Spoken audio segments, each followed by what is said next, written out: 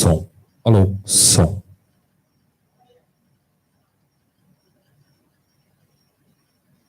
Som, som, som.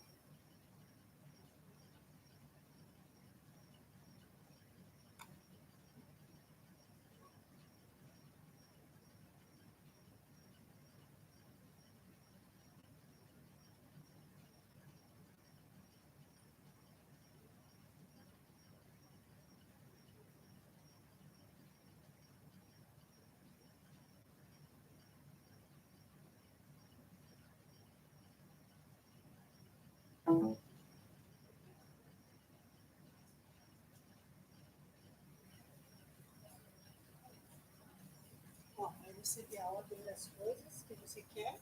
Essa daqui parece que tem gente que acha que ela tem que guardar as cadeiras, né? Aí você.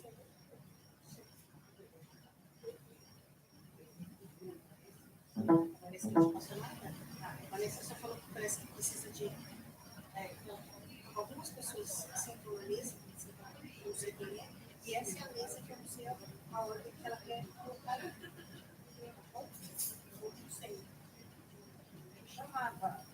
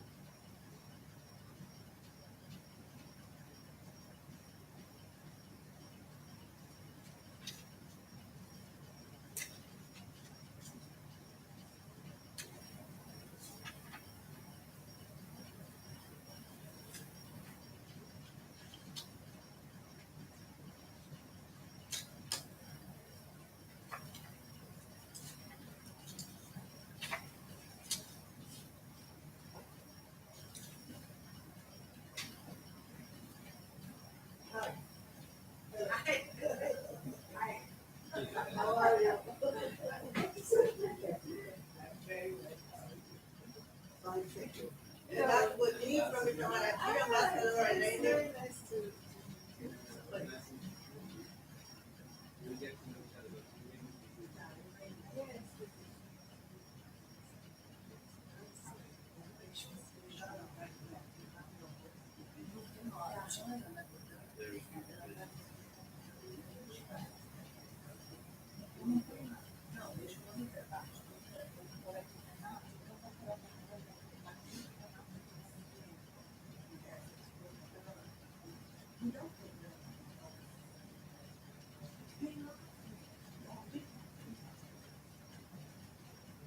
Eu estou com o modelo dos recibos que eu preciso já para quem vem para preencher pelo digital. Renato Godinho, Isso. Mas eu acho que eu não sei. Eu preciso fazer uma lista. Primeiro lugar, Renato, Agora de manhã. E aí tinha que ser isso aqui depois de café. nós não vamos, na verdade, nós não vamos, o café vai ser agora e nós vamos fechar o aberto. Então, aí você troca, aí vem a Irene, aí você já pode sentar todos eles aqui. Não, mas na verdade a gente vai contar um pouquinho.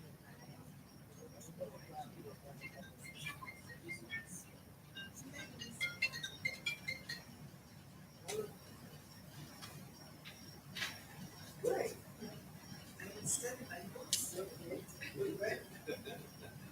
Aqui vai.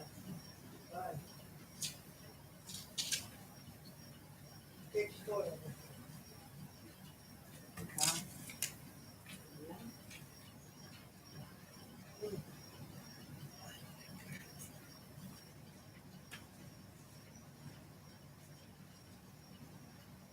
Ah, tá bom. Não, tá bom. Isso, de novo. Tá bom, ok. Dá uma. Me dá uma caneta. Eu não sei o que foi lá na frente. Acho que eu tiro uma caneta para pôr do letrado no lugar. Acabou de ligar. Então tem que tirar. Esse aqui também não tem. Deixa eu Tem tirar. Camila. O Edmilson me confirmou, Mas ele está aí já, o carro dele. Então tá bom. Elber está confirmado, Inês está confirmado, Suzana está confirmado, Terra está confirmado. Esse daqui eu acho que não tem. Quem é?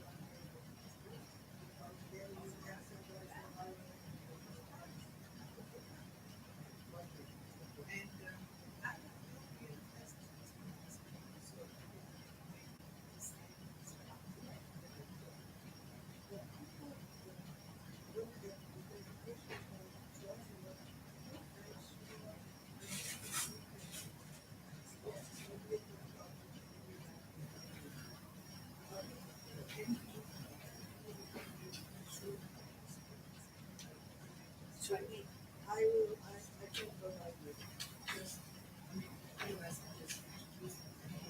Yes, okay.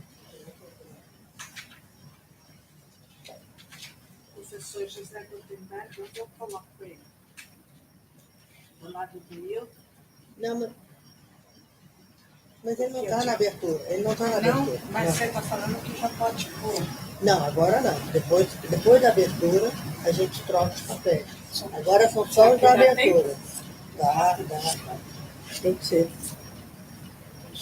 Eu vou substituir o Gardner, não está nessa mesa. Eu não tenho papel seu. Ah, você pode o Gardner no mesmo, entendeu? Agora a gente substitui. Camila Ramos.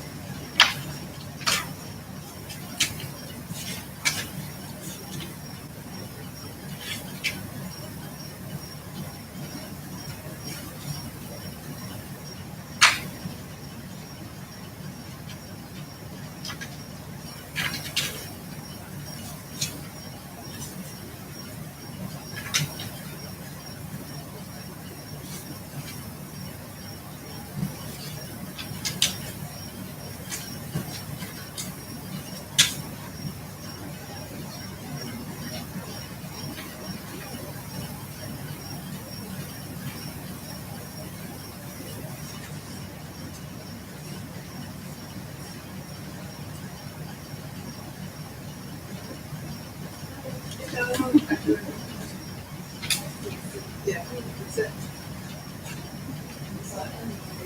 I guess.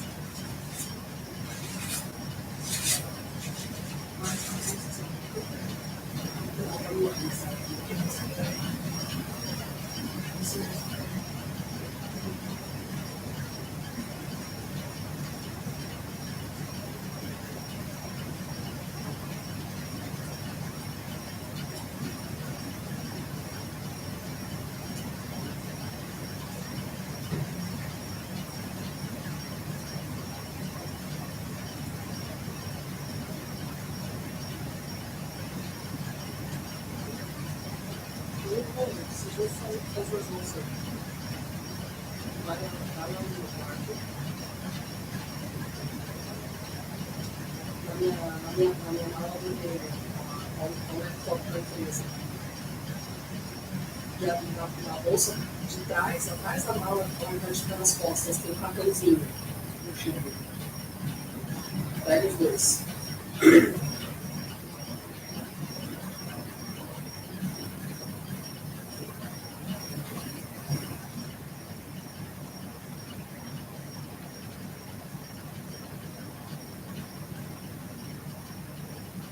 Isso, agora você pega esse cartão e colou no laptop, na lateral esquerda.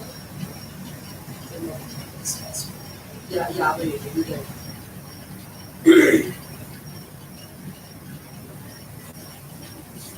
O chip ligado para cima. Sim. Tá, agora liga ele.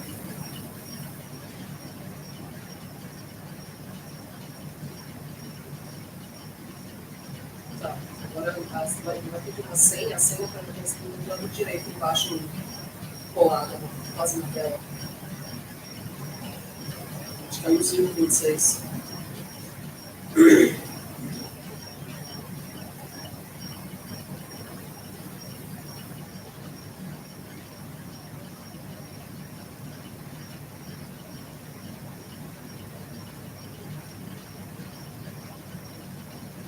Isso.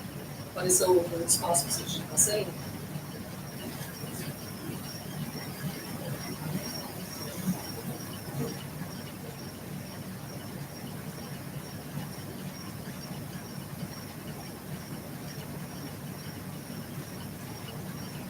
Não apareceu?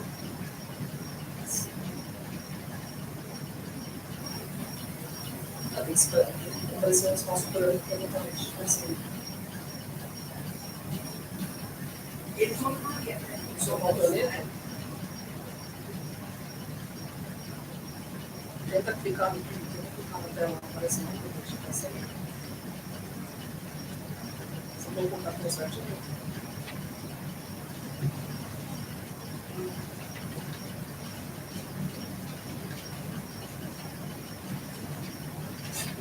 Vou ter uma edição.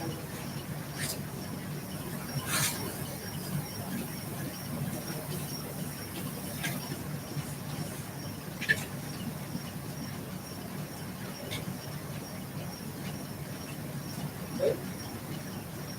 Tô.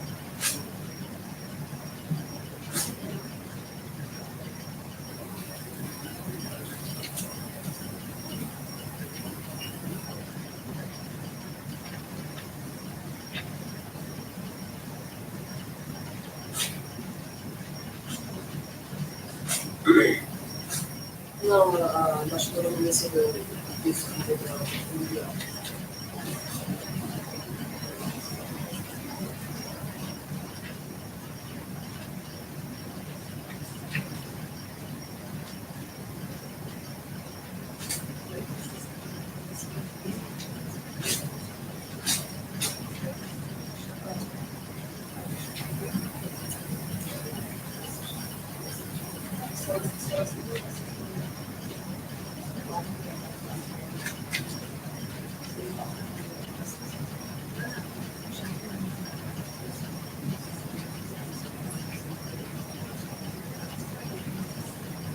Conseguiu entrar lá?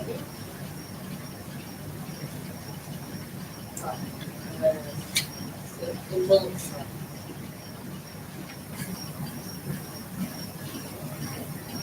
Tá. Vai aparecer uma imagem, clica aí, você clica em cima e vai ter seu desktop. Tá. Clica, abre o Outlook.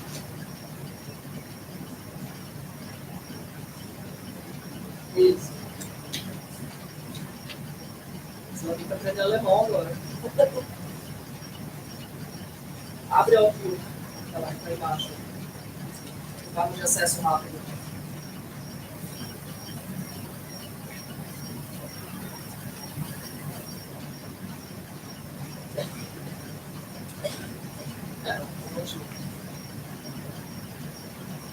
Isso, agora o último e-mail que eu mandei vai send items. Gesendete Element Items. Itens enviados, vocês conseguem identificar qual que é? Tá. Ó, o que aparece? Qual é a primeira palavra no título?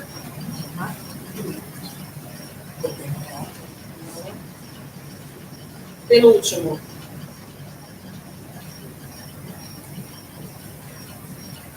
Tem algum que está escrito Irene?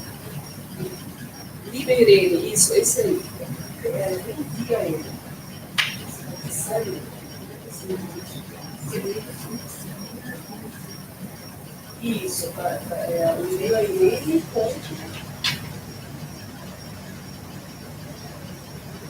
Isso, bem enviado, é ela.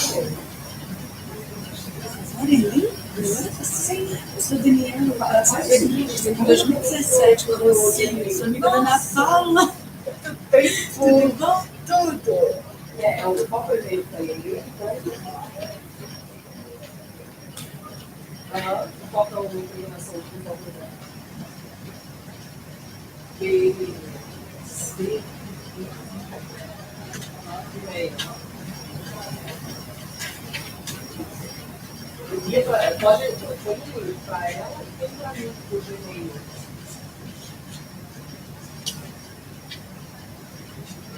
Pode passar em cópia no CC. Ah, hoje, peraí, calma aqui. Não, aí eu não escolho ela. Você está me escolhendo ela. Não, brincando. Tá, não precisa mais. Pode desligar. Você vai ter que aprender alemão para usar isso aí. Né? Tá bom, então, obrigado. Beijo.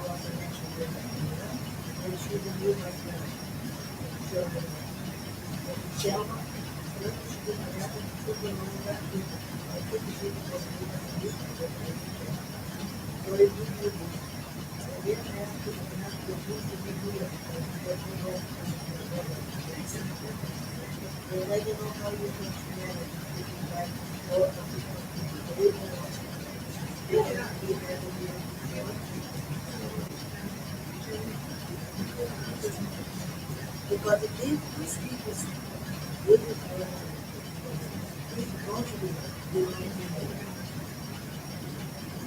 so after working, I would take it out and then I took the others.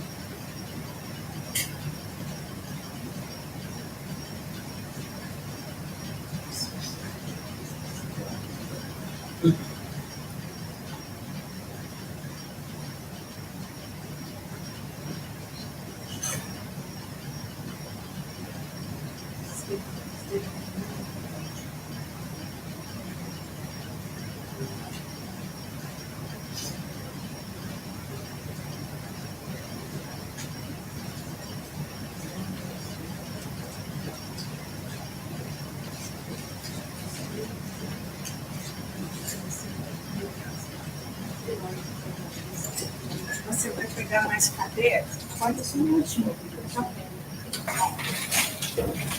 A minha vida já estava certa.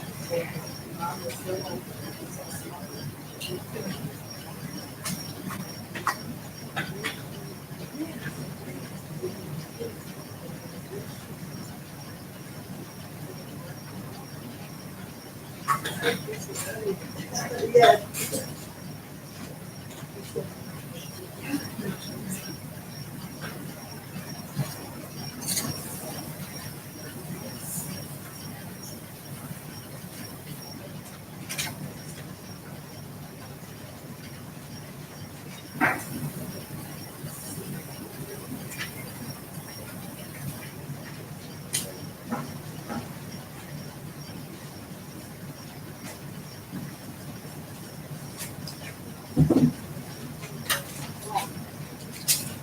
Eu vou deixar ela sair do coelho.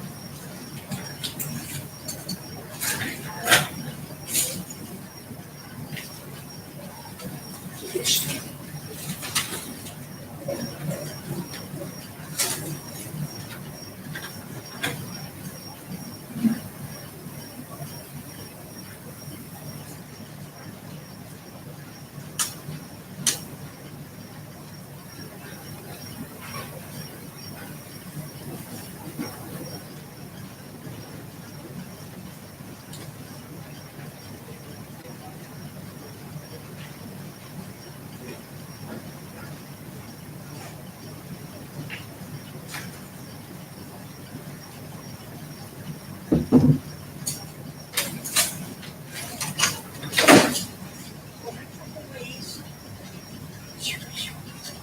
Senta, assumir, senta. Nossa, ok. Ó, esse faz tudo.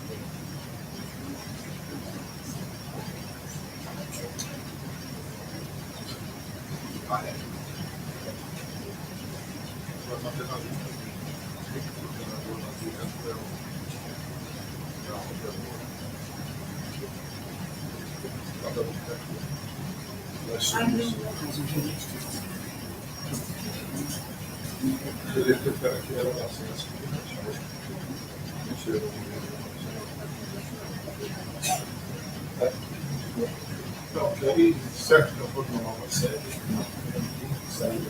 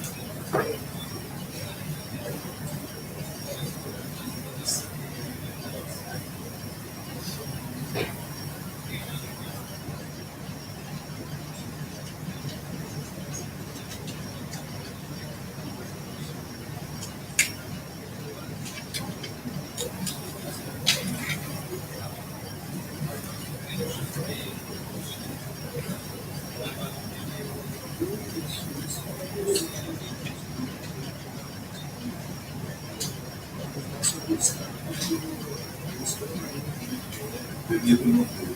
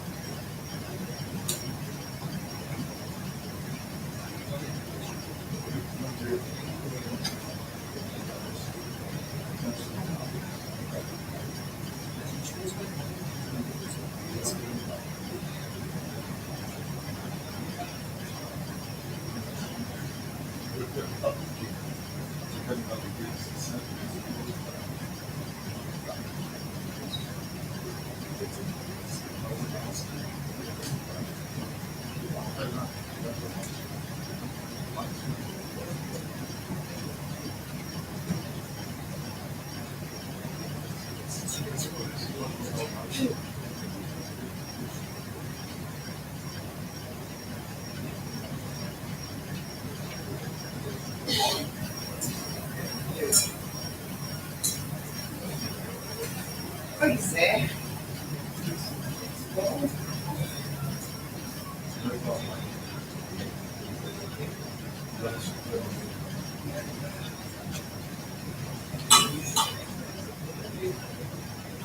Ele adora, meu filho. É.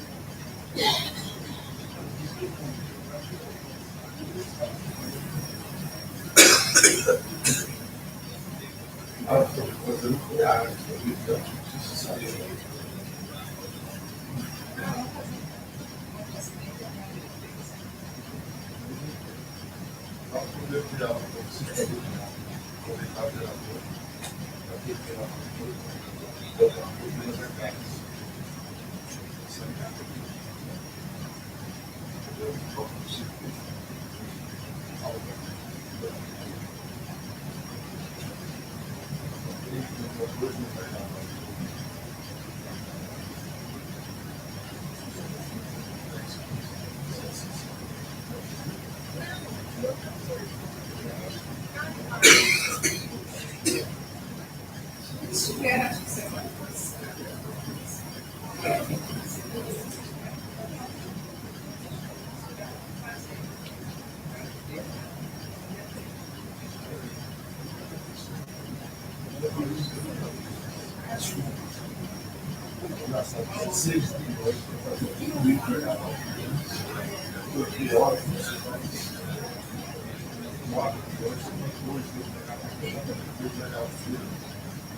É, isso aí eles não vão.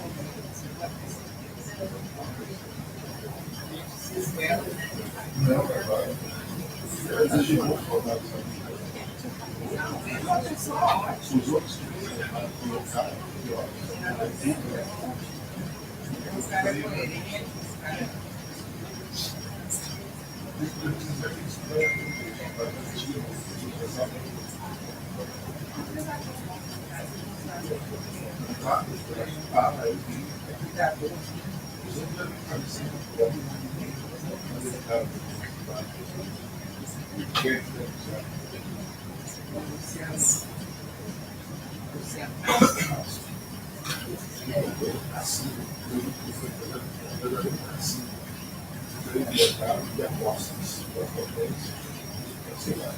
Ah, sim.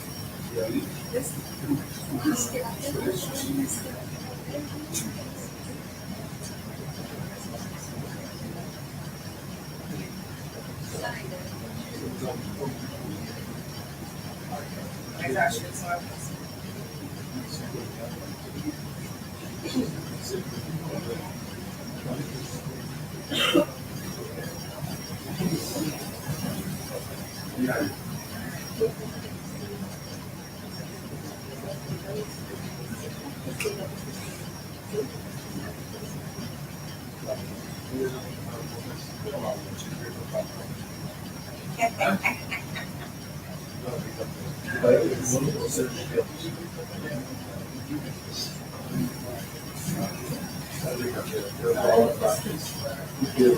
Ah, então você trabalha só no dia que tá.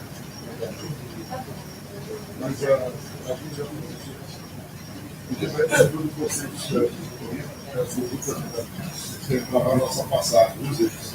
A coisa mais importante aqui é a nossa passagem.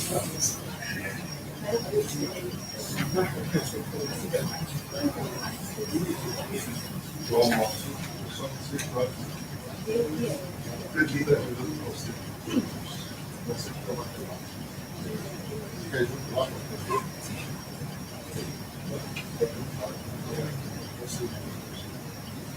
Nós somos vereadores, sabe o que você Ah, é? os vereadores são os diretores. Ah, que legal. Nós temos um louvor aqui dos ciclistas, os atletas, impressionante. Esse colega eu vou defender os ciclistas. Eu sei que você não deve, então eu vou deixar, aproveitar que você não está lá ainda. Conflito de interesse. E agora, por isso que estou tratando de passagem para alguns automatizando ele para ser excluído. Uma grande edificação e perfeita.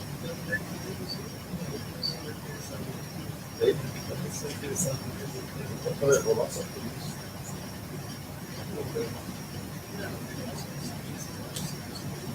Eu estou cheio de placa, ciclista, respeito, sei lá.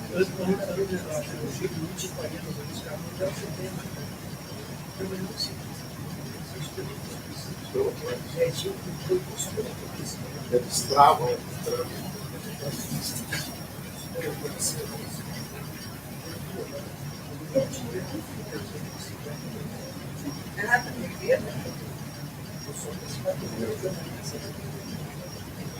Ah, enquanto tiver essa atividade, eu acho que é só uma Você conhece, né? Estou roubando ali na lá. é só para Meu primeiro nome das mulheres.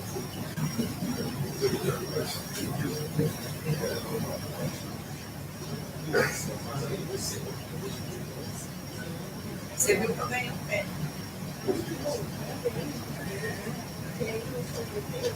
É uma instituição de mulheres agrícolas dentro do Comitê Ministerial de Pesquisas e a Agência Internacional de Energia. Foi dia 29, né? Não, mas não era coisa de convidar, era ir lá receber mesmo, estava acontecendo uma reunião de pesquisa. É a missão de desenvolvimento. Não, mas eu vi, sabe, meu aqui. Eu vi no dia lá,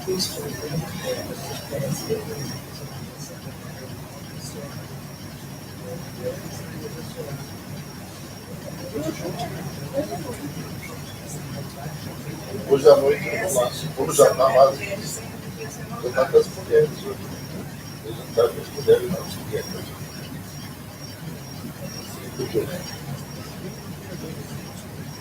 Ué, eu estou descendo o tratamento e você. Eu já passei por isso, foi assim mesmo. Ela fica minha no Bolsonaro. Deixou uma vez que nasceu.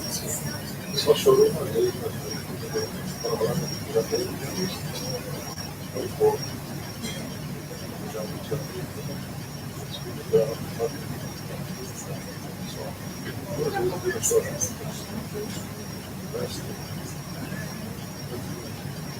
foi rápido.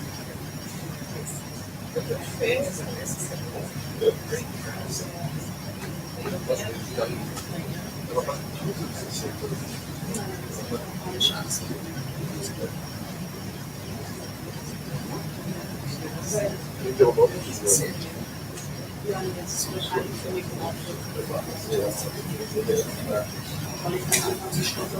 Sabe, a Cristina é a Márcia fazendo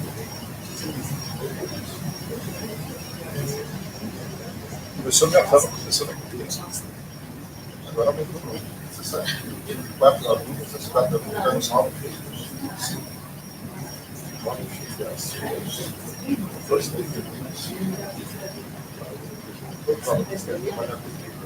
Se não estão casadas, não são marido. Mas que ter marido, ela não fica. Mudaram meu nome.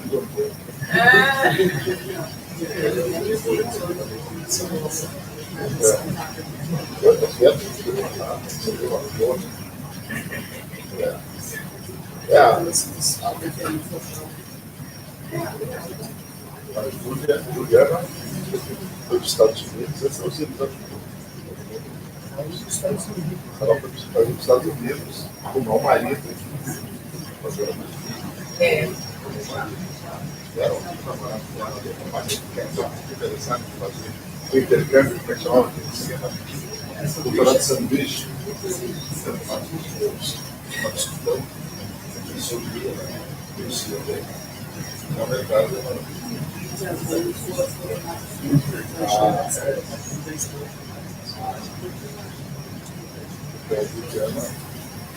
Angélica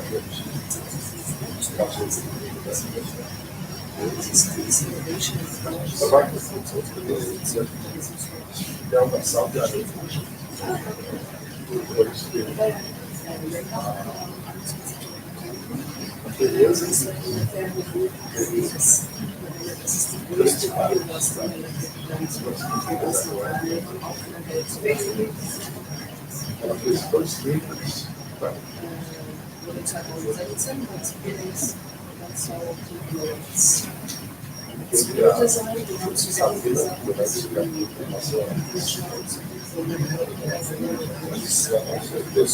Os 14 chegam antes, os 14 chegam antes,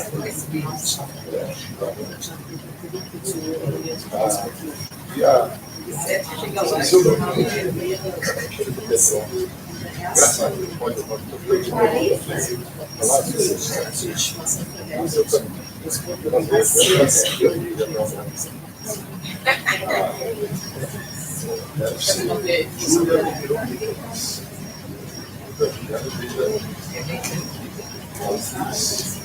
Baterias eu não sei nem os quatro. A gente fazer o seguinte: batata. Fazer uma galinha de fotos. A vovó delas é aquele cabelo.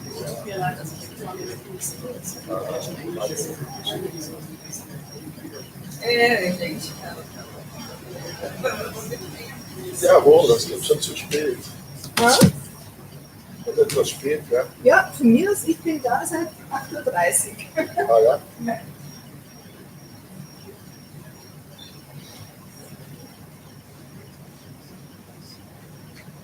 Spät, weißt du, das bedeutet.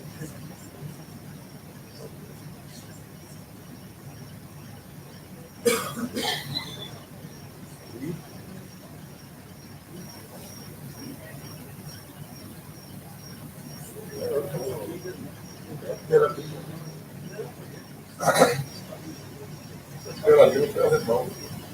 Em casa só falava alemão, meu pai falava mal. Minha avó nunca nasceu no Brasil, nunca falou.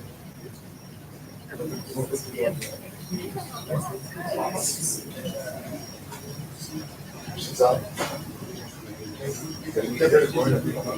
Ela me falou, não,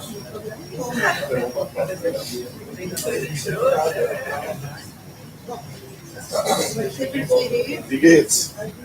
Alles in Ordnung?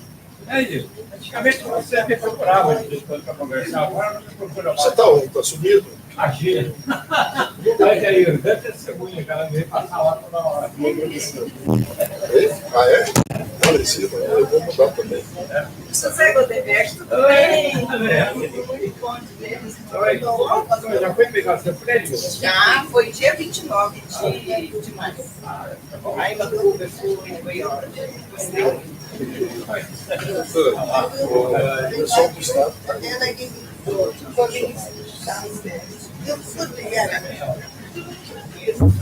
Hello.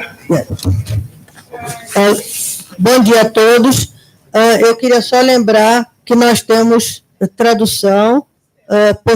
O evento vai ser todo em inglês e nós vamos ter tradução português, inglês, português, do lado de fora a gente tem os fones de ouvido para aqueles que desejarem. Tá? So good morning, everybody. It's a pleasure to be here for the opening session of the Dialogue on Renewable Energy and Energy Transformation, which is a workshop organized by the Institute of Energy and Environment, together with REN21 and the Global Women's Network for Energy Transition, with the support of the European Union LAC Foundation and FAPESP. So I would like to invite for this opening session Renato Godinho from the Biofilter Platform and the National Focal Point for Brazil, the head of Division of the Energy Progress, Ministry of Foreign Affairs, our Itamaraty, the Brazilian federal government. Professor Hildo Sauer, Vice Director of the Institute of Energy and Environment, Heirene Giner Reis, Ambassador of Austria to the Federative Republic of Brazil and Suriname, and Global Women Network on Energy Transitions President. And we will have Rana Adib, Executive Secretary from REN21, participating through a video conference. So I would give the floor to Professor Hildo Sauer for his speech. Okay. Thank you, Suani. Welcome, everybody, to this important event. The University of São Paulo and the Institute of Energy and Environment are very happy in hosting this event. We thank everybody who was involved on organization, especially the Embassy of Österreich. And of course, this dialogue on renewable energy and energy transformation is one of the most important themes that humanity is discussing these days. Even though those who are involved in researching on energy transition are much more troubled than the others. The real issue is that little is really happening. We are talking a lot. There are strong initiatives. However, if we look on the balances of greenhouse gas emissions, when we compute the transfer of activities from, say, Germany, United States, United Kingdom, and so on, to China, and a little bit to India, the fact is that the per capita emissions are still growing. So that turns such discussions much more important, because the concrete results, despite all the efforts, are not happening. That's not good news, but it's better to know what's really going on than we celebrated a lot the agreement in Paris. However, the behavior of President Trump and others hampers everything. Another issue I would like, so this is my first remark, that really such discussions become the more important, the less the results are coming. The other issue is this. We are really, I was involved with the Duke University there and elsewhere also. Researchers are showing that one of the main issues is the lack of access to energy, especially for women, since in this event we also have the strong involvement of women on renewable. And in several countries, especially in Africa, but also here in Latin America and Asia, the fact is that fuel for cooking and poor quality of stoves are among the issues that cause lots of diseases, especially lung diseases for women. So that's another side to worry about. the lack of equipment for cooking is provoking this consequence on health for especially poor women in Africa, in Asia, and in Latin America also. So on these two quick reminders, I renew again the welcome to everybody to the University of São Paulo and the Institute of Energy Environment. And I hope that you have 2 very productive days ahead. So thank you all for the initiative and have 2 excellent days of work. Thank you.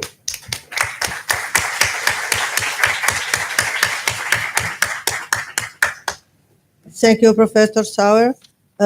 Now we'll have the video with the participation of Rana Adib, the Executive Secretary from REN 21, with her welcome speech.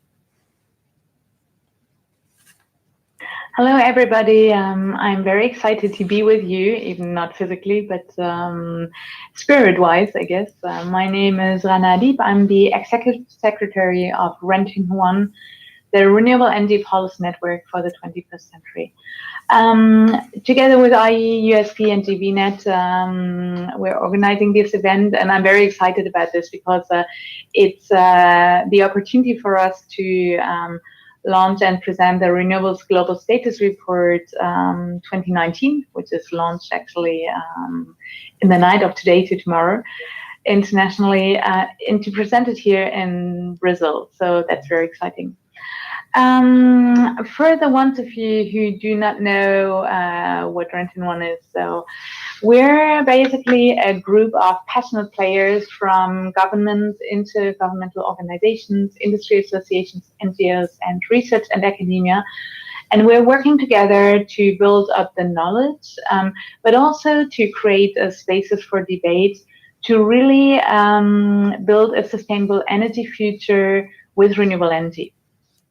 The way we're doing this is, on the one hand, we're really reporting on the status of renewable energy, and this is something where we are building on a community of international experts doing this. So for the Renewables Global Status Report, which Irene Gina-Reichel is going to present later as a vice chair of REN 21, here it's like a big jigsaw puzzle where we are bringing information together to really show what the status of renewable energy is worldwide. We're doing something similar on the regional status, basically, or on regions also. And we are currently working on the Renewables in Cities Global Status Report, where I will present you later the preliminary findings.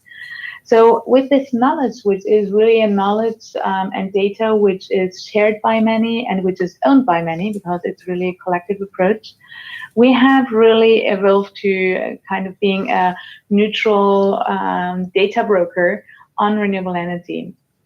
We use this information to really make the way we think about renewable energy evolve, to inform decision makers and to shape the debate so that we can, as I said, make the way we think about it evolve and really advance the renewable energy deployment and the building of a sustainable energy future. I hope that you will have excellent discussions. I'm looking forward to hear back about these, and please don't hesitate, obviously, to also reach out to me if there are any follow-up questions or if you would like to connect with REN 21. Thank you very much, and I wish you a great workshop.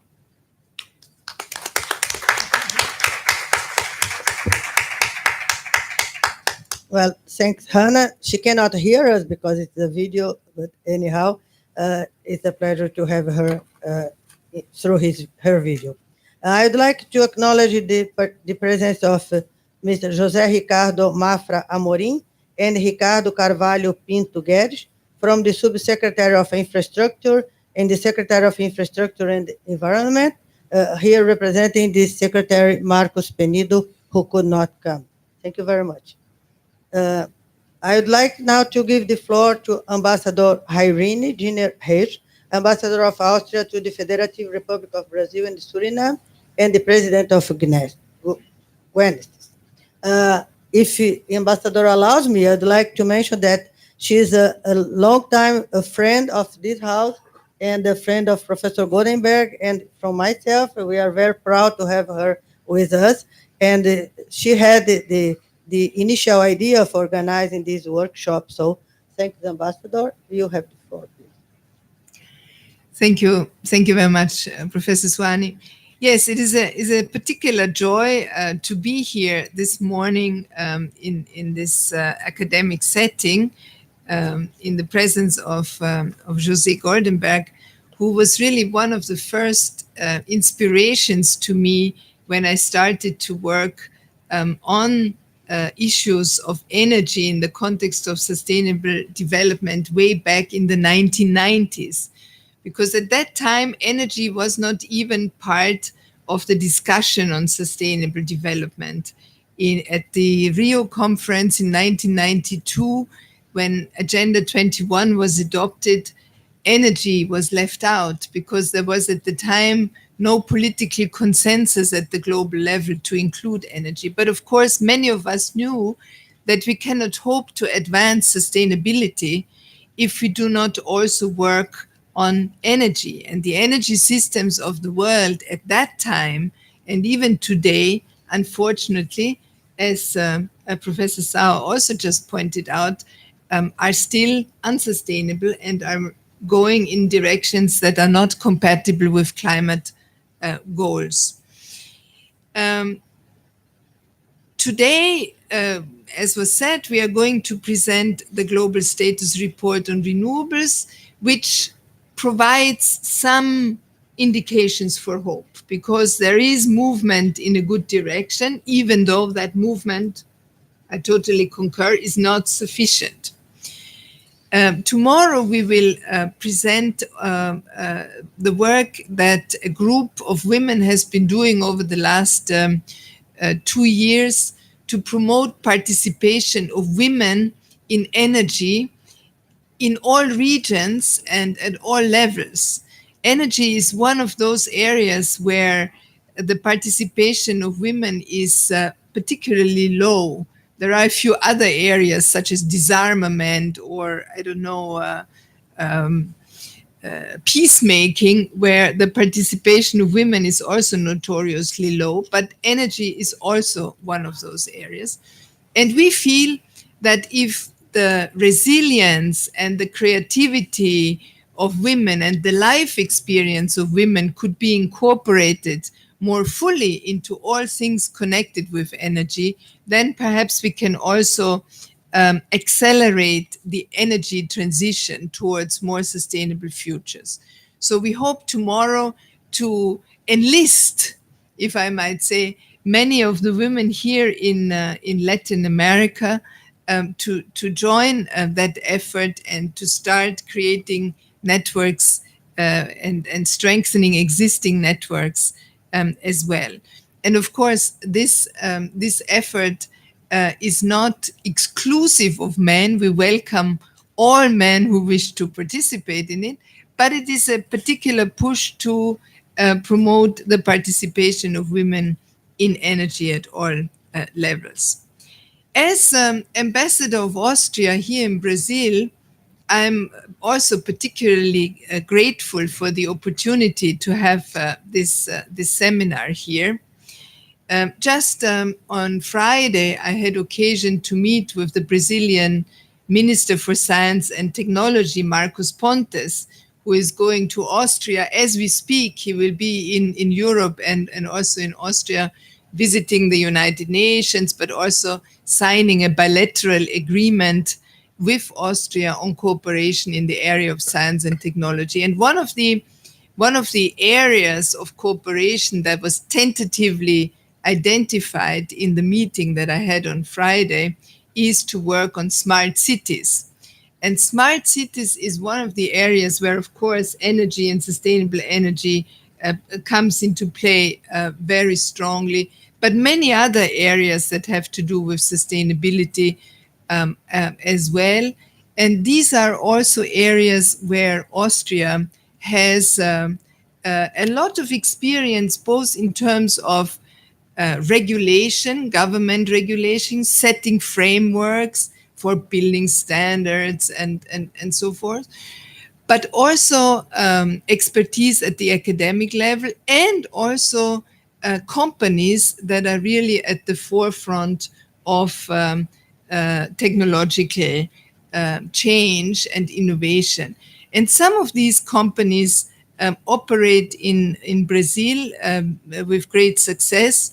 I would just like to mention 4 of them. Fronius, which is really the number one in when it comes to inverters, and received the Innovation and Technology Award 2017 from Brazil Solar. Jenbacher, which is specializing in generators for biogas, and has 21 generators used in Termo Verde Calheiras, which is the biggest biogas plant in Latin America, with a potential of 30 megawatts. We have Spirit Design, which produces biogas utility vehicles for use on farms, and also the company AAT, which has established the first plant in Brazil using sewage sludge as the primary material for production of bioenergy. So these are just a few examples. There's more to say about that, but I don't want to prolong my short opening remarks. In this regard, I would like to introduce to you, though, a colleague from our commercial section of the embassy. The office is in Sao Paulo, Cecile Sieber. She is very knowledgeable about everything that has to do with Austrian companies in Brazil, and also with sustainability. And she will be happy to talk to you if there is any queries that you have.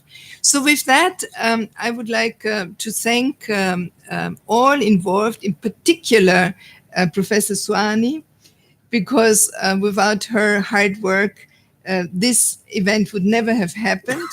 And we're very happy that we also have received the support of the EULAC Foundation. They have given us a little money for this conference. And as you all know, in academia and in government affairs, money is always a bit short at hand. So we are happy for any support. Thank you. I wish this conference a great success, and I look forward to interacting with all of you.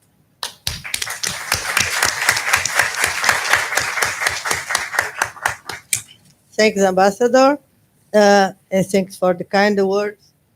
I'd like to give the floor to Renato Godinho, despite he looks like one of our students, and because he looks so young.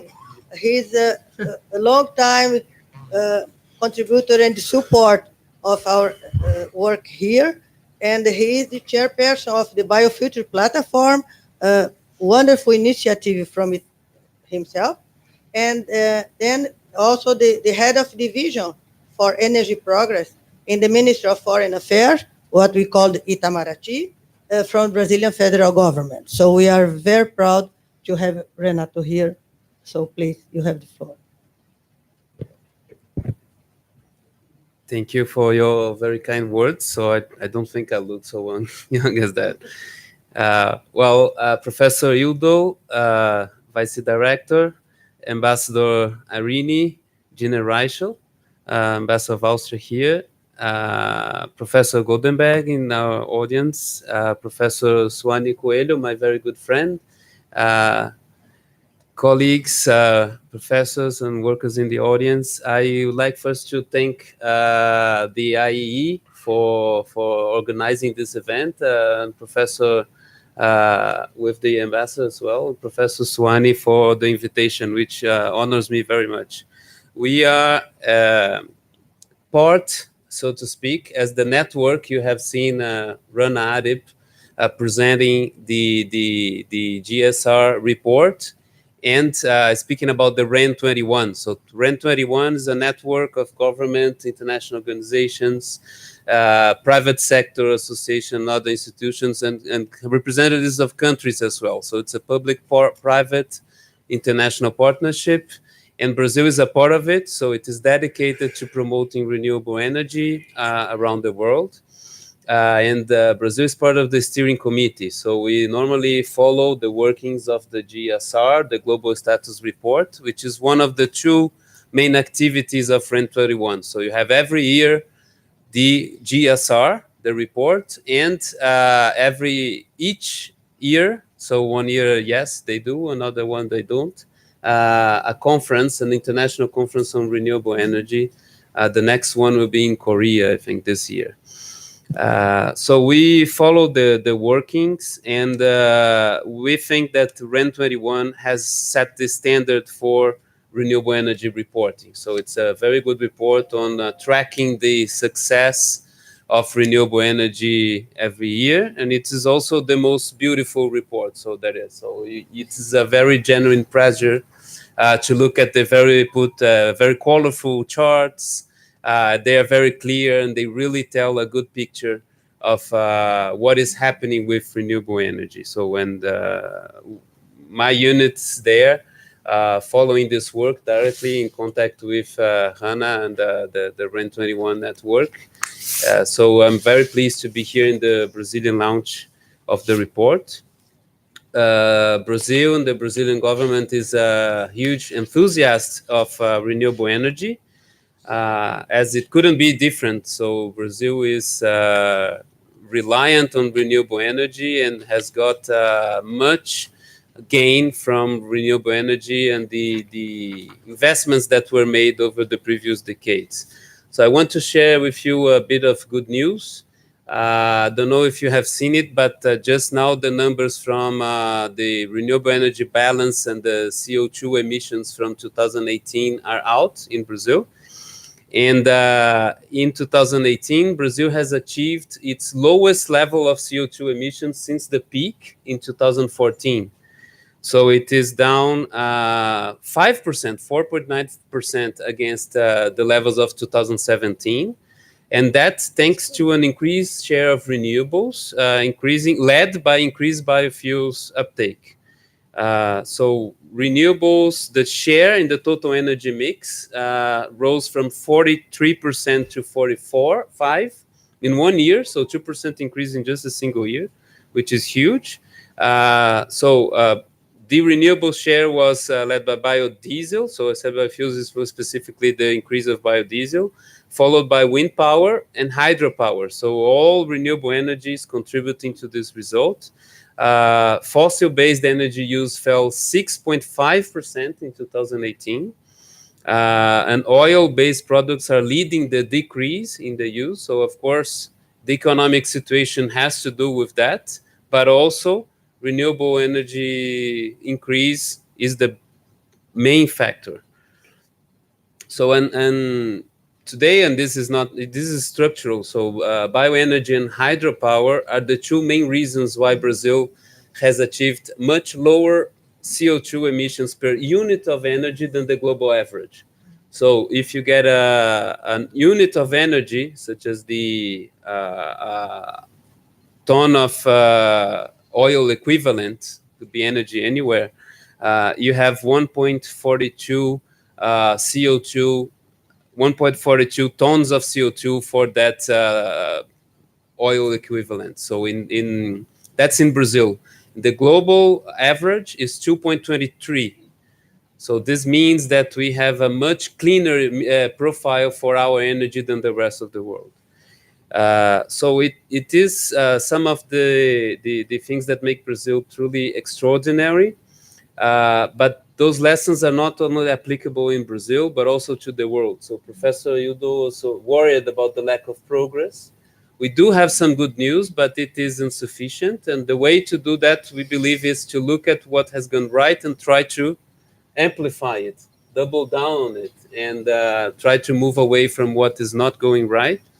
So we do believe that the lessons in Brazil, Brazil is in fact different, extraordinary in this way, but the lessons here, we believe that they do apply to a large extent to the rest of the world.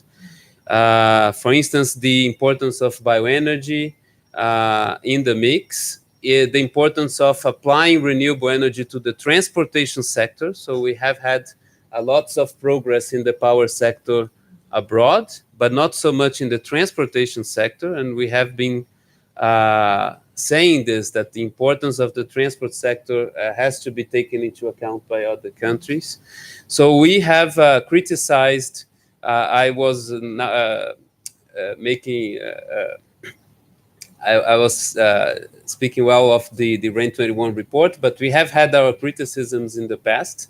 So the RAIN 21 report up until recently was too much focused on the power sector and was ignoring some very large contributions to the energy transition coming from renewable energy, such as bioenergy in the transportation sector, hydropower, and others.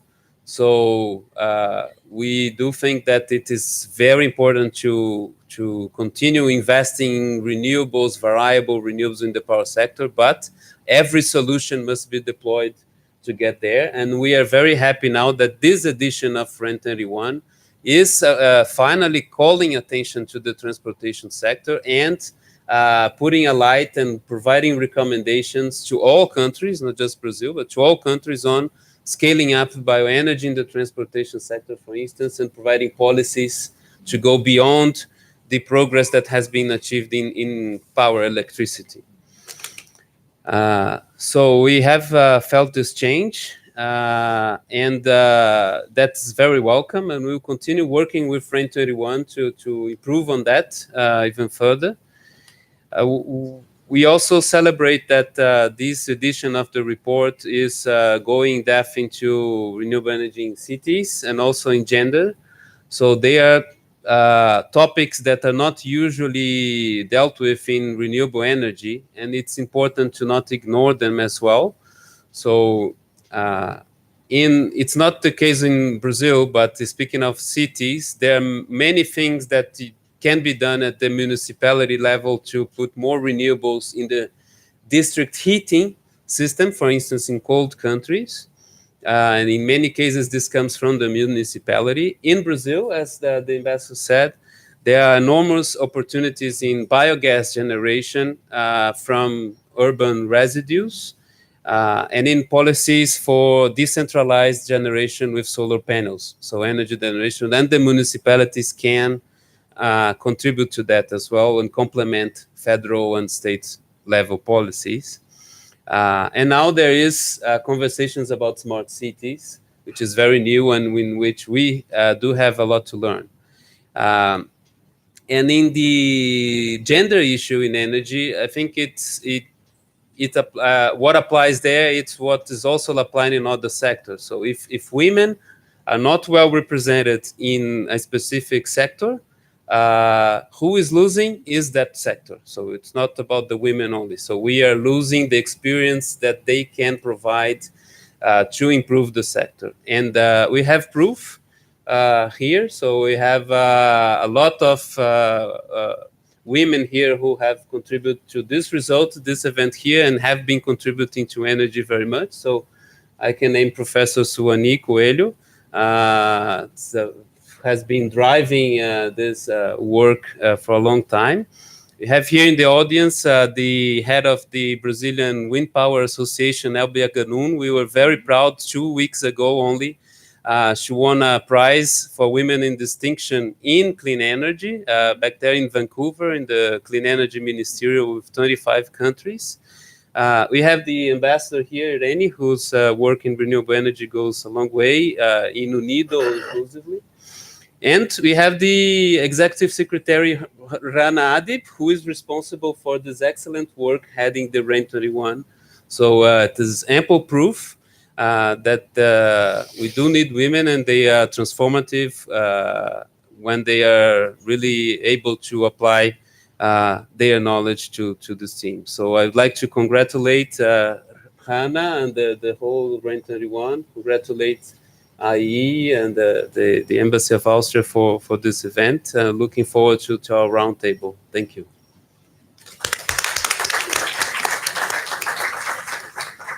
Thank you very much, Renato. And then before we move to the first session, since we talked a lot about biogas, I just want to mention that we are launching today the results of the potentials of biogas and biomethane in São Paulo State, which is an interactive map georeferenced for São Paulo municipalities. And it's available in the link here. And you can find this sheet outside and with main information. It's a product of our project funded by the Research Center for Gas Innovation from FAPESP and Shell. And then we are very proud that finally this map is available. And then it's an interactive mapping, very interesting for academics and investors and so on. So please feel free to find outside the main information on it. So thank you all of the participants in the opening session. And I give immediately the floor to Ambassador Irene, who will be the chair of the first session, the status of renewable energy. Thank you.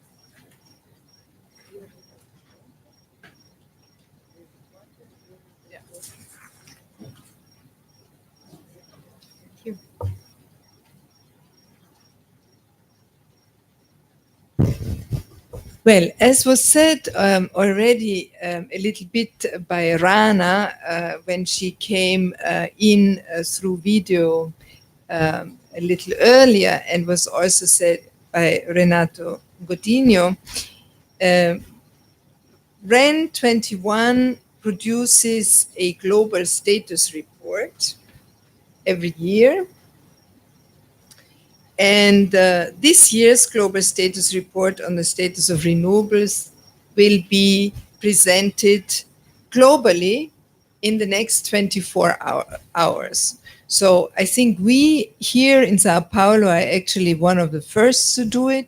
And then with the differences in the time zones, there will be other presentations in Asia, in Europe, and in North America.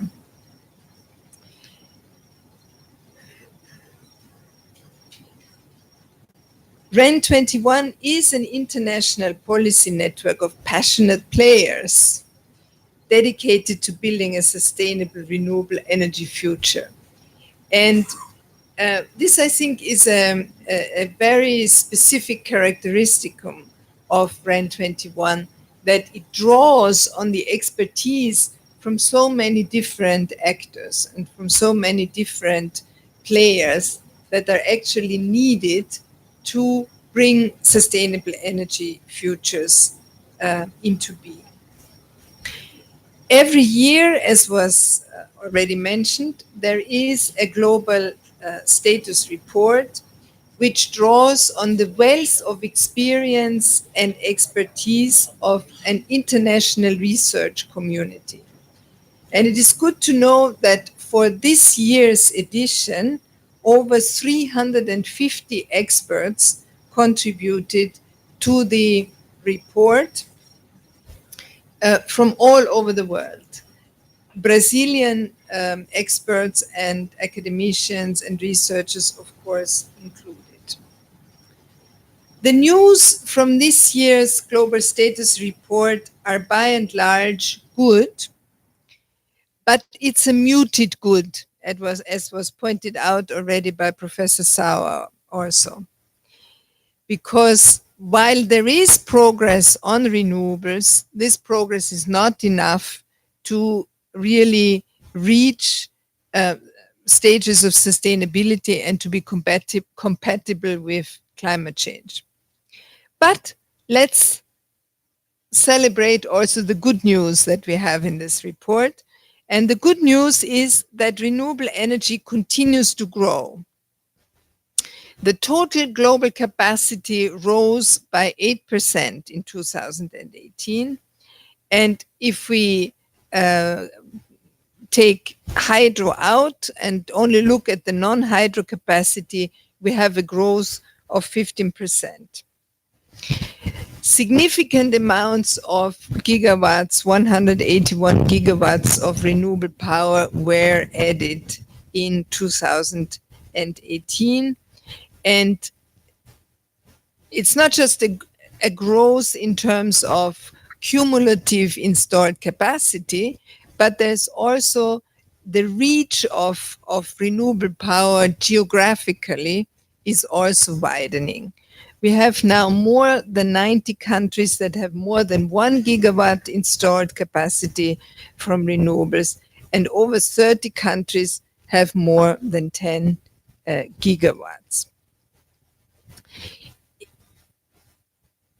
If we look at the global map, to a degree, it's the usual suspects who lead the pack.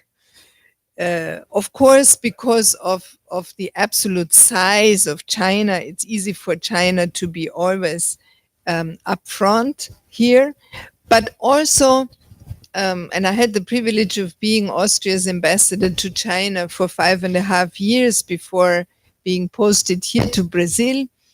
There is a very strong commitment from the Chinese government at all levels to promote renewables, because they know that renewables are a good option, but also because that change in the energy systems is driven by concerns of air pollution in the own country, and the citizens, the Chinese citizens themselves, clamor for that change. So China is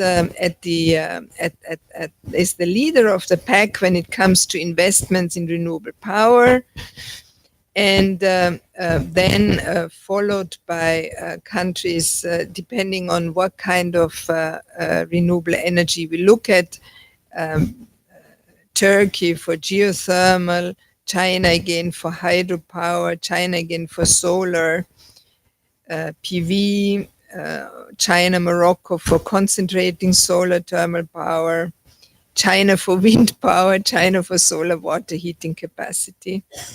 And then the United States also quite upfront.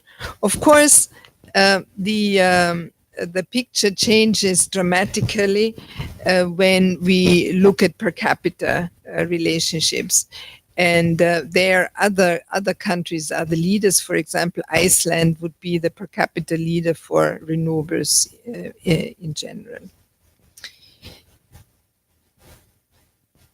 When we look at this question of the renewable energy leaders more in detail, then we see that for the major technologies, the front runners for total capacity are still the major economies and the historical leaders.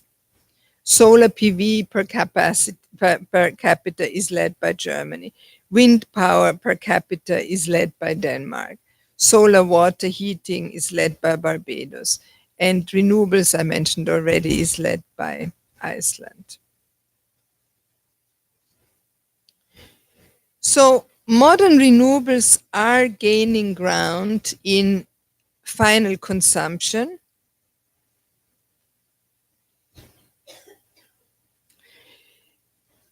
Modern renewable energy grew by a tiny bit from 10.4% to 10.6% between 2016 and 2017 of final energy demand.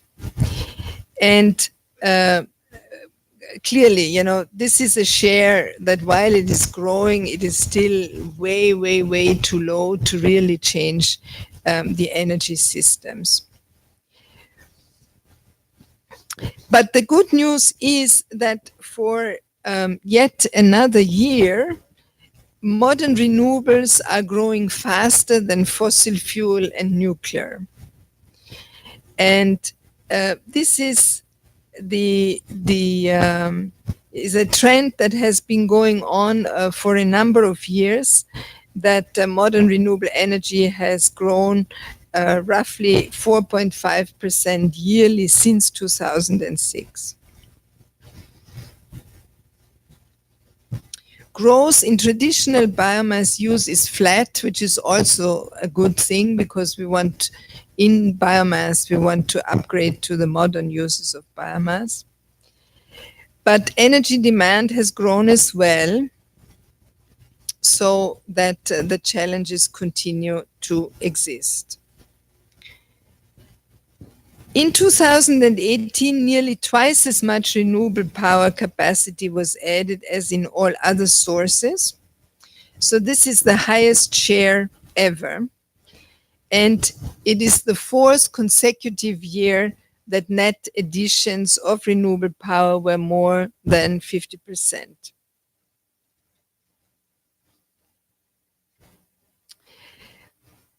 But as was pointed out already by Renato Godinho, so much of the discussion that we are having often when we talk about renewables is focused on the power sector.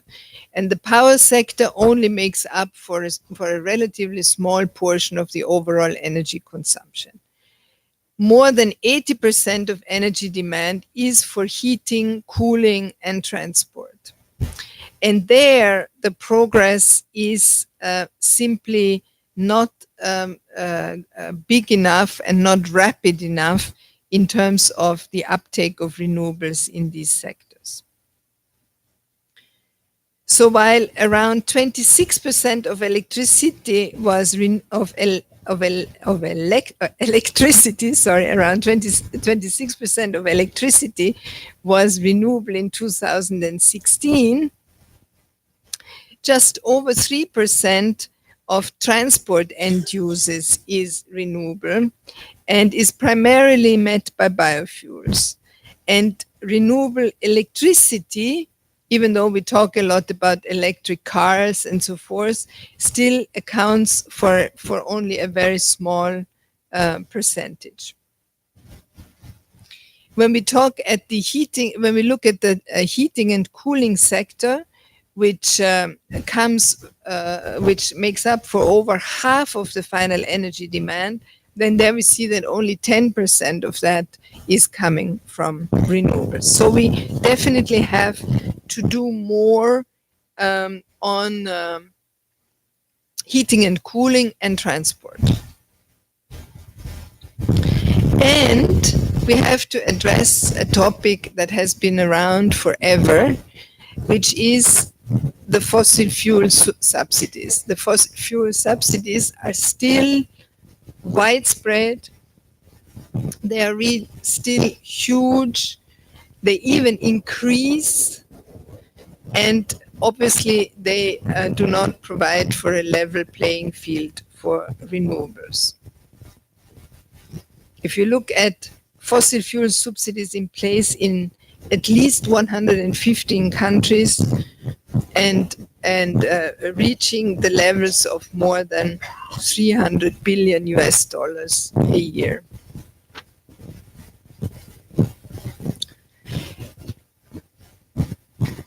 When we look at heating and cooling, we have to note that policy support is not sufficient. Sure.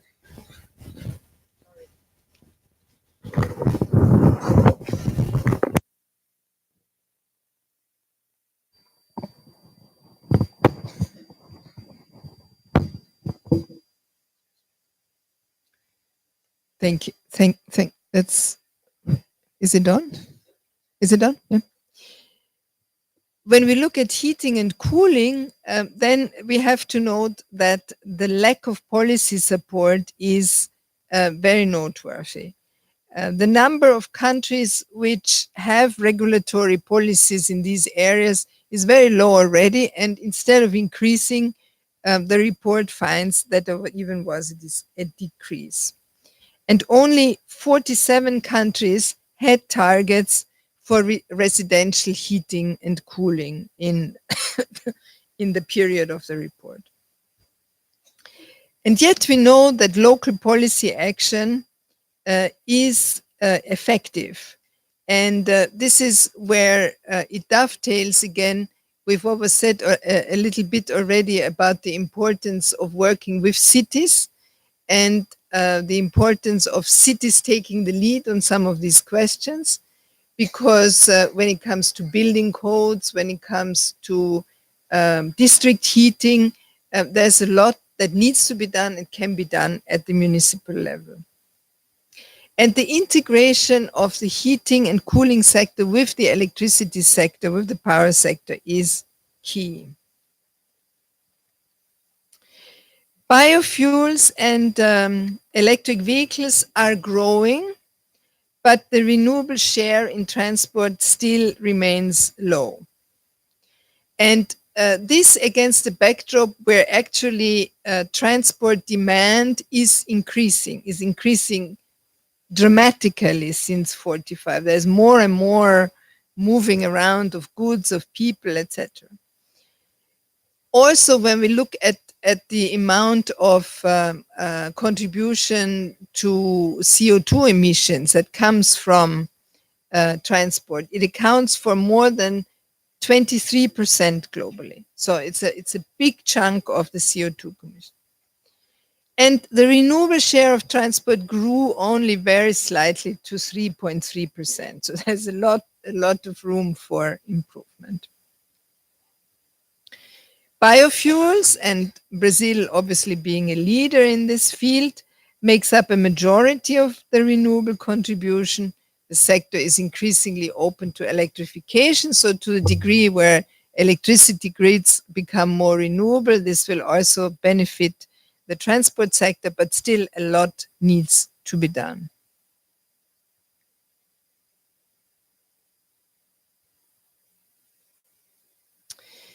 So we talked about global electricity a bit already. Here are some more figures.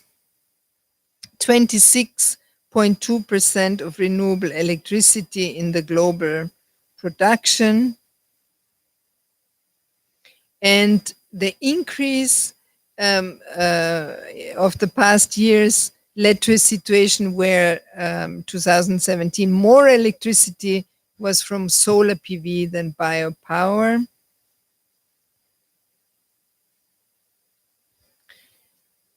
So the overall installed capacity is growing, but the demand in energy is also rising, so that really it's difficult to upgrade the percentage shares because of this ever rising demand for energy.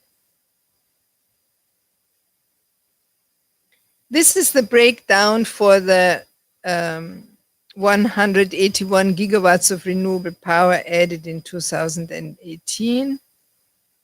You know, these slides can, of course, all be made available after the conference. And 2018 was the fourth consecutive year where wind power was also very significant in its additions, with more than 60%, with more than 50%, 50 gigawatts of wind power added.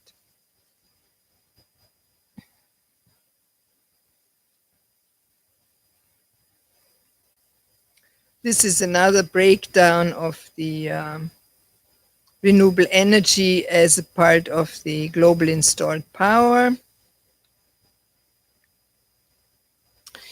And it's also good to note that renewable power is now available in many parts of the world. When you look at China, for example, and only look at non-hydro capacity, 30%. When you look at the European Union, again, non-hydro capacity, 27%, 14% in the United States.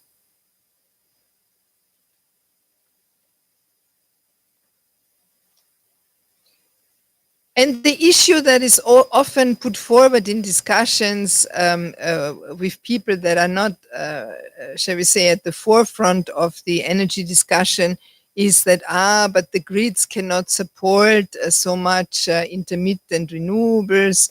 The power systems around the world are now adapting to higher shares of variable renewables.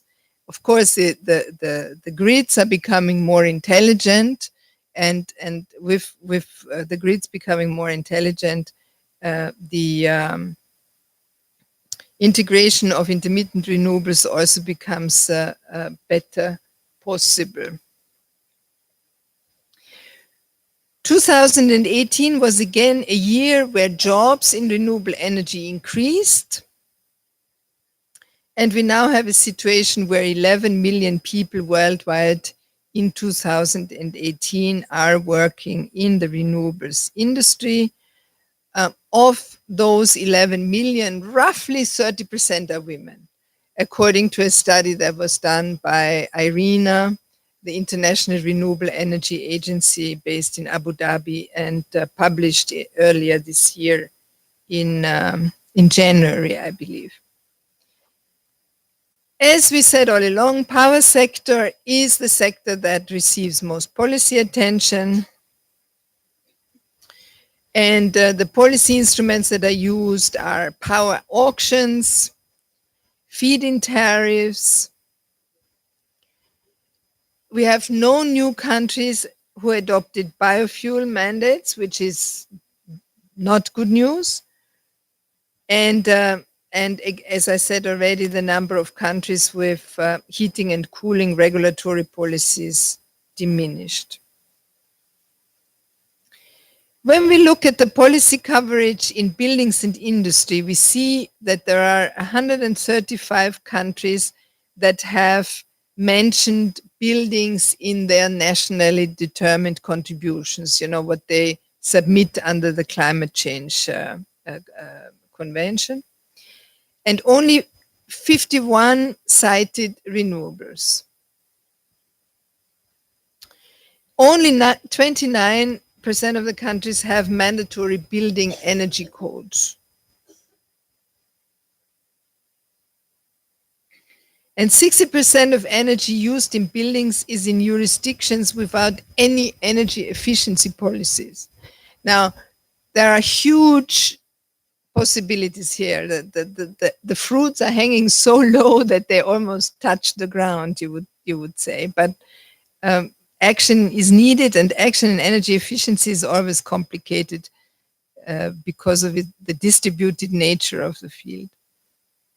And only 20% of industrial energy use is covered by standards. Transport, the same thing. When we look at the policy support, there's not much movement there. Only 36% of the countries have biofuel blend mandates.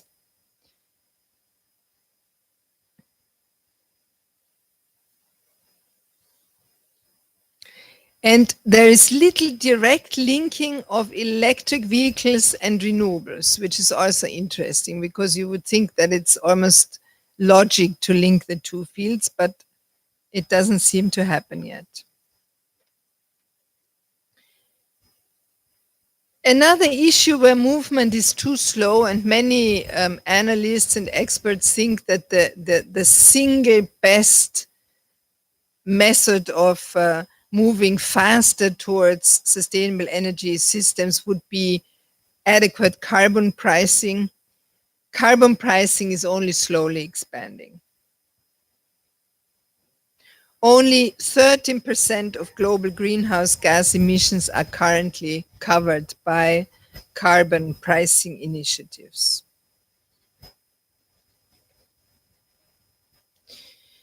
Now, I have a couple of slides on Brazil as it is presented in this report. I will not dwell on these slides because I know that we will get a much more interesting presentation on the situation in Brazil by Professor Goldenberg in just a little moment. But I think it is good to recall that Brazil ranks third globally for renewable power capacity, is a leader in bioenergy, but at the same time could register significant growth in solar PV and wind power. Unfortunately, investments dropped quite a bit, probably also in conjunction with the overall economic crisis. Policy support seems very strong in Brazil for renewables and also led to a jobs increase in the sector. Employment in the renewable energy sector rose by 4.5% according to the Global Status Report.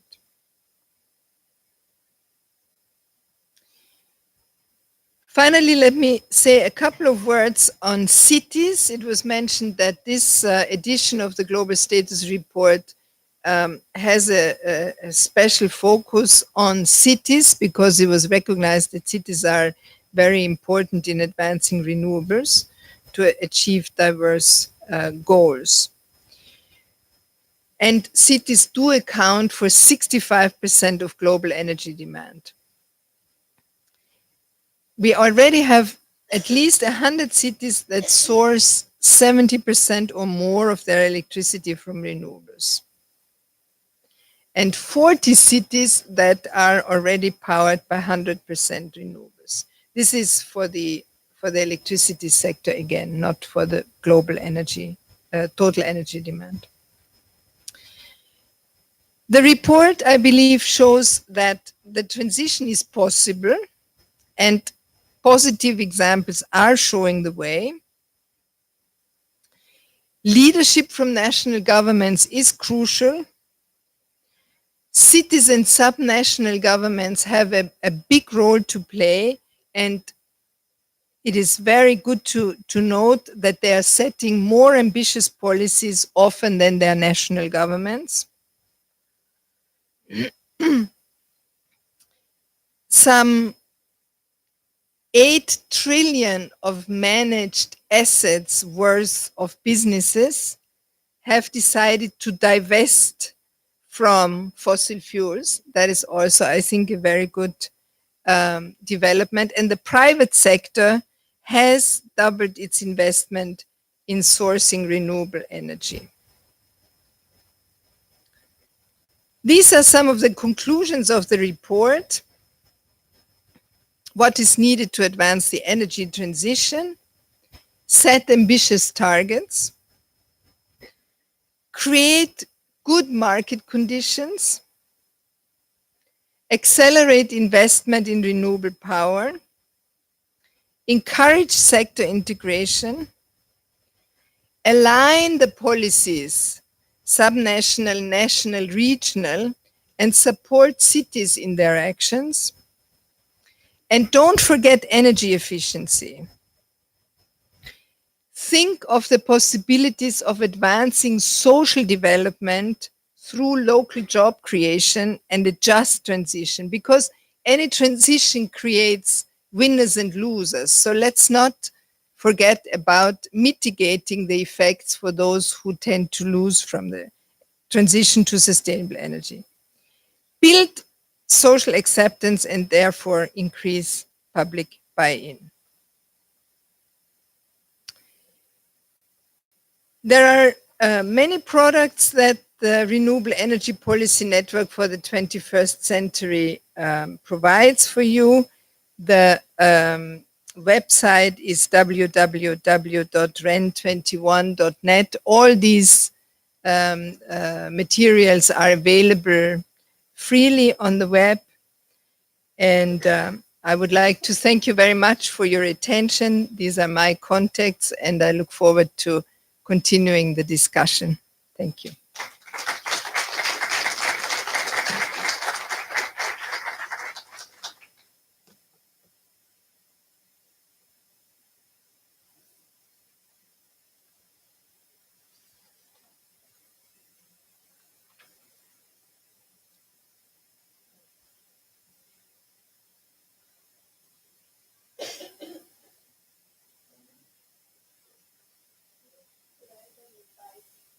Goldenberg?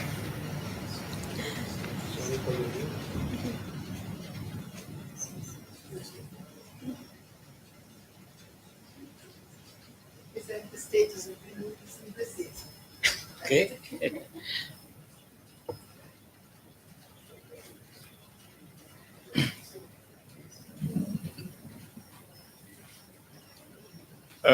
Brazil is the modest player in the energy arena in the world. The energy consumption in Brazil is about 2 to 3%. And therefore, what happens in Brazil is not a major force in changing energy policies around the world. However, Brazil has innovative policies, and particularly in their biofuels, and therefore it has a considerable influence in the discussions on policy. And I will try to summarize what's the picture of the Brazilian energy sector. And I will not go into great detail because there is a panel, which I think is a very interesting panel that will follow, in which the real actors in the different areas, wind energy, photovoltaic, and so on, will be able to state the position of their respective areas. So I will only give a general overview of the situation as I see it. This is the personal view. The current joke in Brazil is that I am considered an energy expert, which was a minister of 3 ministries, not the Minister of Energy, which is quite interesting. There is probably a story behind it, but it's an interesting aspect of the problem. Now, this is the sectorial contribution for carbon emissions in the world. And you can see here that electricity and heat contribute 49%. That's because most of the electricity produced in the world uses fossil fuels. Not in Brazil, as you will see, but in the world. And transport represents 20%. This is the world. If you look at Brazil, you have a fairly different situation. Electricity and heat contribute only 26.3% to the carbon emissions, but transport contributes 45%. It's a very odd situation in which transportation in Brazil, which is a large country, is mostly done by road, which is different from what happens in large countries like the United States and China. Now, as a consequence, the carbon emissions in Brazil, excluding deforestation, excluding deforestation, are growing, and which is a cause of concern. And therefore, I will try to explain what's happening and what can we do about it. Now, this slide shows the Brazil's energy matrix, in which renewables represent 43% and non-renewables 57%. This is 2017. And here is the distribution. It's an interesting distribution because petroleum is, of course, the dominant contribution because of the transportation sector, natural gas here, coal. So these 3 plus a little bit of uranium represent 57%. And the renewables are distributed in a very interesting way. Hydro, it's 12%. And sugarcane, it's 17%. That's because of the ethanol program, which contributes for transportation, and it contributes to the production of electricity in an increasing way. The use of bagasse to produce electricity is growing, and it's a very promising area. Now, if you look at the same matrix in 2027. These are the projections of the Brazilian government. It's very difficult to make these projections in Brazil because GDP is evolving in such a peculiar way that it's very, very difficult to make these projections. But still, a lot of people do it, this is the number from the numbers from the Ministry of Mines and Energy. Renewables grow from 43 to 53%. And non-renewables, then, which were 57% in 2017, decline to 47%. The distribution changes a little bit, but you can really see what's happening in a transparency that I will show in a minute. Now, what's interesting about Brazil, it's a peculiarity of Brazil. So although Brazil contributes only 2 or 3% of the energy in the world comes from Brazil, in electricity, there is a peculiar situation because the contribution from hydro is very large, 50, 70, 65%. And then contributions from biomass, wind, etc. Now, if you go to 2027, hydro declines. You see here 65, it declines to 61. And then there is an increase in biomass, wind, and so on and so forth.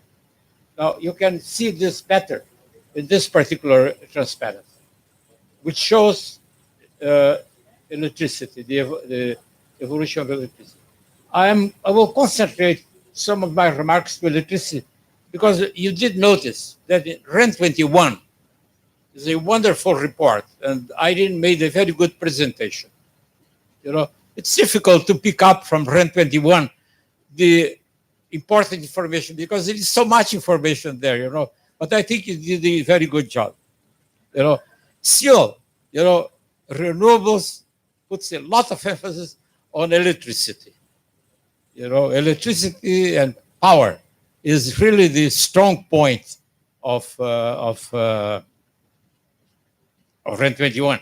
Because, and I didn't point that out, because the sector of transportation, there's a little progress in the sector of transportation, except in Brazil and the United States, as I will show later.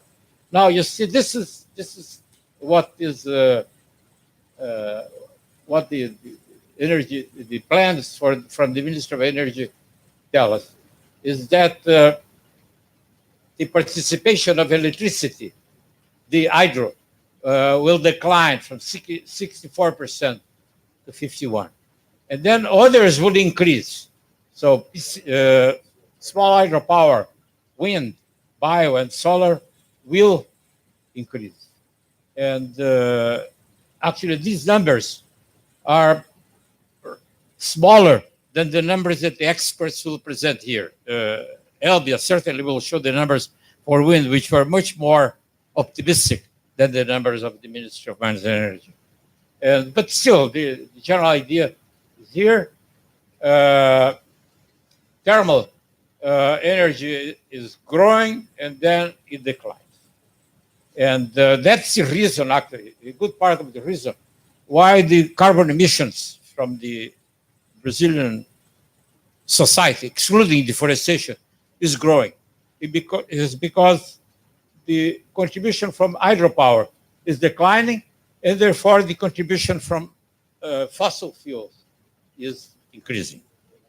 And the reason, and that's one of the problems I would like to call your attention to. This is why Brazil has innovative policies, and it's worth discussing them. There's something very annoying happened in Brazil. And since I've been in this sector for many years, I didn't read it in the books. I saw it happening, which is sort of dramatizing the situation. You see what happened in Brazil. This is the evolution of the hydraulic generation in the national system, the hydroelectric system in Brazil, which is interlinked, which is a great feature. It's a wonderful feature of the system. And then there are two curves here. One is this reddish one, which shows the installed capacity in megawatts. And here you see the great hydropower plants that have been built in the past. Três Marias, built by Furnas in 65, Ilha Solteira, Três Irmãos in São Paulo, then a number, Água Vermelha, others, and so on. So the hydroelectric installed capacity was growing and was still growing until 2013. However, the amount of water in the reservoirs stopped growing around 1985 or 99.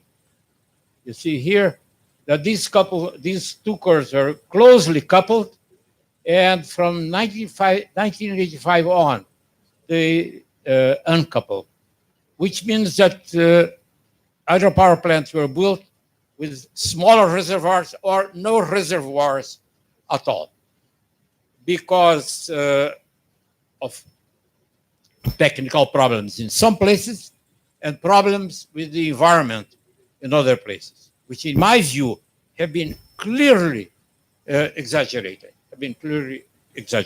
And we are paying the price for that because hydroelectric reservoirs work well when they have reservoirs. When hydroelectric power plants work well when they have reservoirs, because it doesn't rain for 6 months in the year. And therefore, you have to store water. Now, with the increasing amount of renewables in the system, which is happening, as you will see further on, the problem of intermittency in the system has to be solved using water from the reservoirs. And in the expansion, they are becoming smaller and smaller or non-existent. And we are going to face a situation which is probably require very expensive solutions for that. But that's the reality. This is what happened.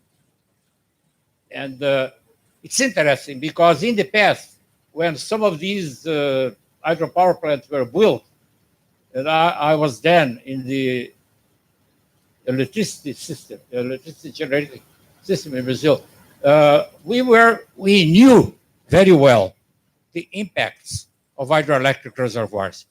Brazil is not Luxembourg, and it's not India.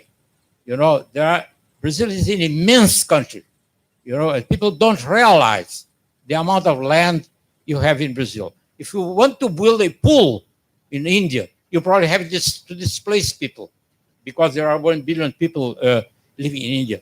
But in Brazil, you have these immense spaces in which you can build reservoirs. And we did that. You know, I was responsible for displacing 20,000 people.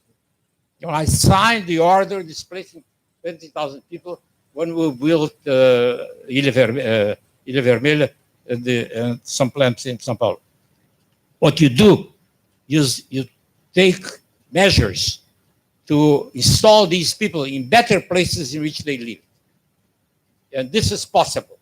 And we have examples because Itaipu, for example, which is a wonderful power plant, it has been a source of economic development, not only for the places for which electricity from Itaipu comes, but for that region, because of royalties and the development of that region. And the same is true of the other power plants that São Paulo built along the Tietê River. The Tietê River is not a river anymore. It's a succession of lakes, really. And some of them, like Barra Bonita, is a wonderful place in which you should go over the weekend, you know, because the reservoir is used for touristic purposes as it is in Europe. You don't have to go to Switzerland to see lakes. I mean, we have beautiful lakes here in Brazil too. So that's one of the main problems. And I think we'll have to face that problem discussing with the environmentalists how can you minimize the impacts? And when you reach the point in which they're minimized, how can you compensate for people that are affected? Now, a point has been raised that hydroelectric reservoirs also emit carbon emissions. And there is a very recent work, which I'd like to call your attention to. It's published last year by the International Hydroelectric Association, in which they did measure the amount of, these were measurements, these were not calculations, measurements of the amount of CO2 emitted in hundreds of reservoirs. And the results are here. This is life cycle carbon equivalent intensity in grams of CO2 equivalent per kilowatt hour. Coal is the usual number, 820. Gas, 480, which is better than coal. PV is 48, which of course is wonderful. Hydropower is 18.5. That's the average of the average of these hydropower. And then wind offshore is even better. Wind onshore is 11, and nuclear is very small, of course. This is published by IHA 2018. It's a very interesting report. Okay, there are some power plants, some hydroelectric power plants planned by the federal government in the Amazonia, because most of the future developments are going to be in the Amazonia. Not all of them, but most of them. And they're all small. This is a list, I have it here just for the record, because people might want to be interested in looking at them. And then we can look at the alternatives. I'm not going to discuss them because the other people that represent the associations will do it. But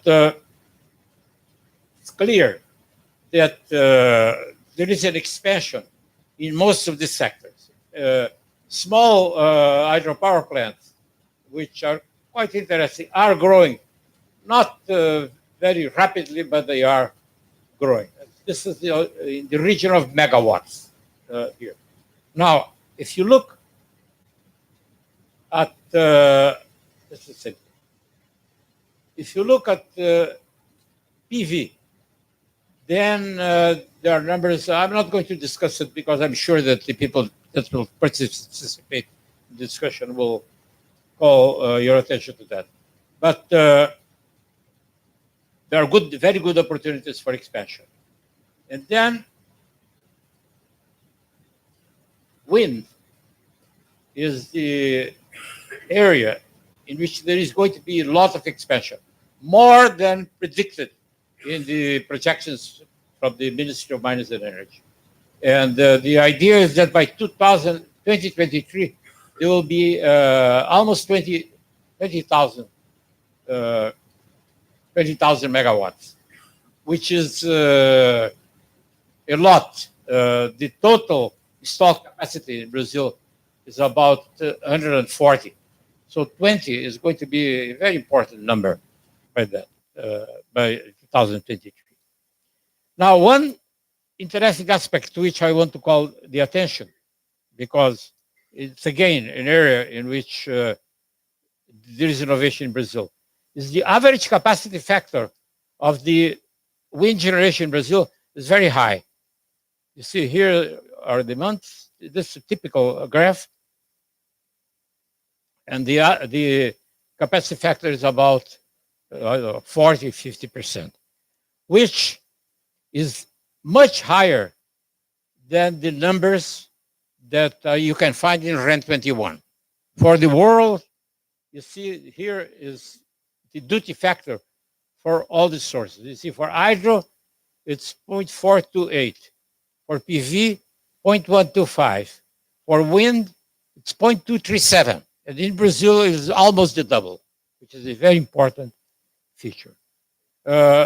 These numbers for the world average, 0.125. Maybe Professor Zilis can say something about the average in Brazil, which I think is higher than that. Yes, it's higher than that. And biopower, it's 0.524. which is the number. Now,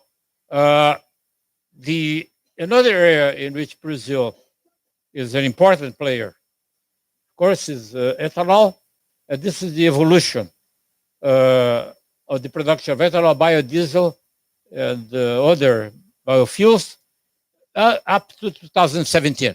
I didn't have access to the new report. I will update it. And you see something very interesting here, is that the production of ethanol here, which is this yellow curve, it's a combination mainly of Brazil and the United States.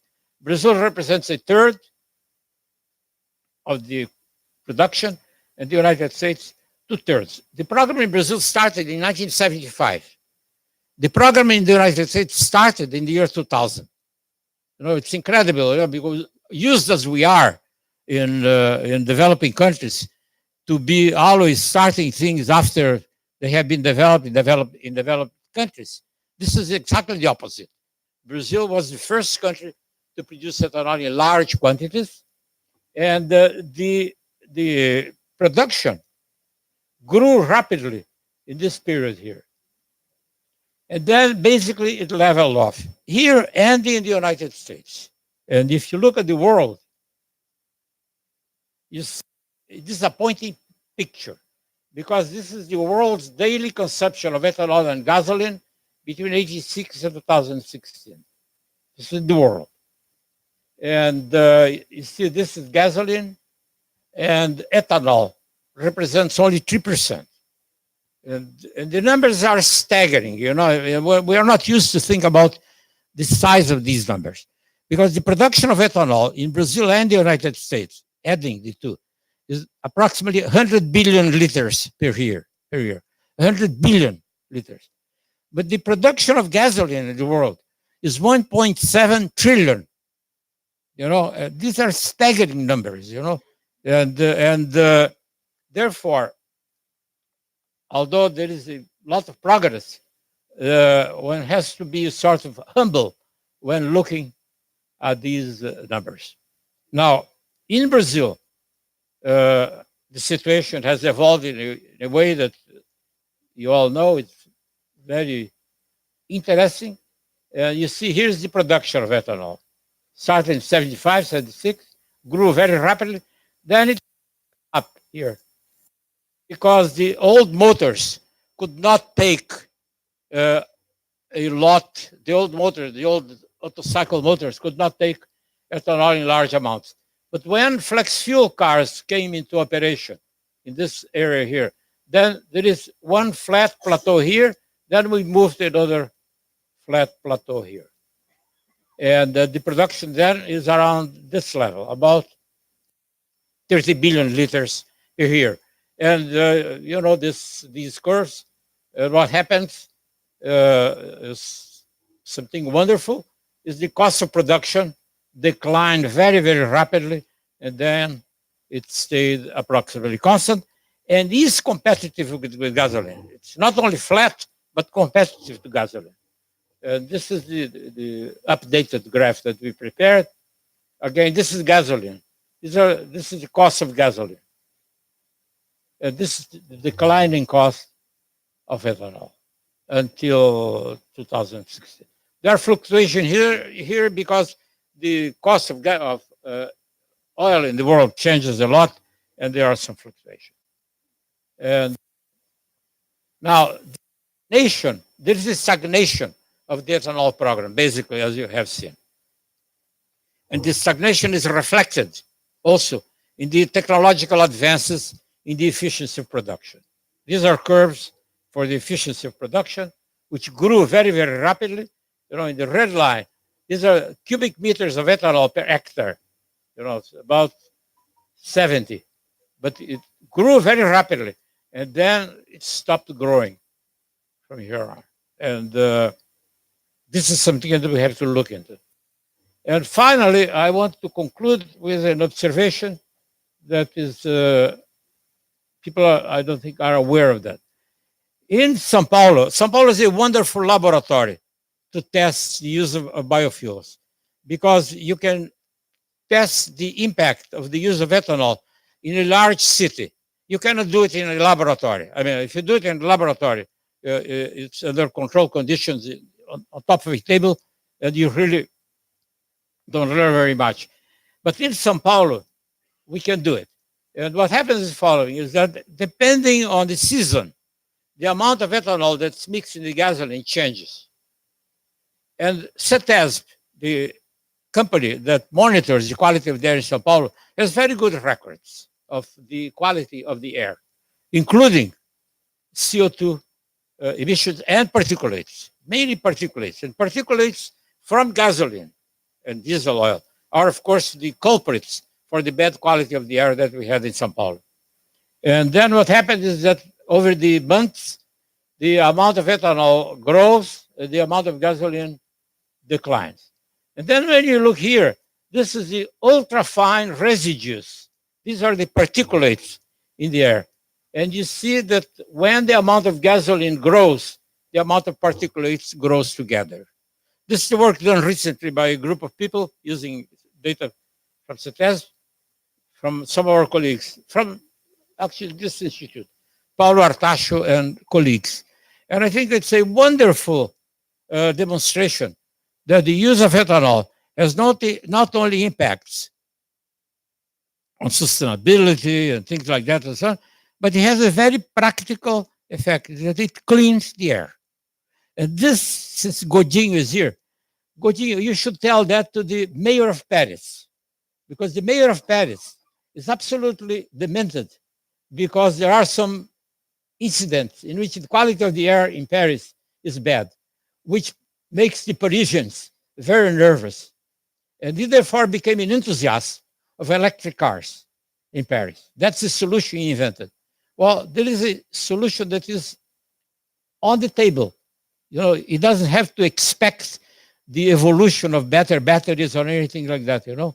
They should mix ethanol in the gasoline in Paris, and the quality of the air will improve. And anyone living in Sao Paulo that has white air, and some of our colleagues are in that category here, can remember that the quality of the air in Sao Paulo has improved considerably in the last 20 years. You know, there are several reasons for that, but the main one is the fact that half of the gasoline has been replaced by ethanol. In the greater Sao Paulo, half of the gasoline has been replaced by ethanol. So, of course, electric cars are a great promise, but that's what you call a promise. And all the batteries are, this is the capacity of gasoline. Gasoline was invented by the devil, of course, you know, I mean, because the amount of energy that you have in a liter of gasoline is fantastic, you know, it's a liquid, it's a fluid, you know, but it's a wonderful thing. You know, it's even better than ethanol, except for the other negative effect. Batteries are progressing very rapidly, you know, but there's still a lot to go. So these are the general aspects that I like to call your attention to. And of course, in the debate that we'll have now, the representatives of the different groups can give details on how their different sectors are moving. Thank you. Thank you very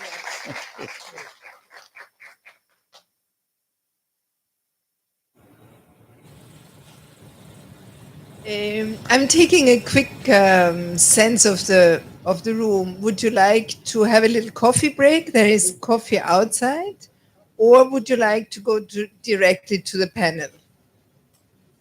Coffee break? Okay, 15 minutes coffee break. So we start at 11:10. Okay.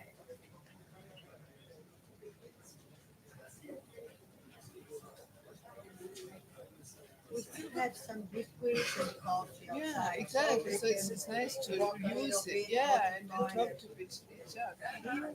Excellent. Did you update Yeah. the list for you? Uh-huh. The copy of the Yes, very nice. Yeah, great. Thank you very much. Yeah, it goes very well.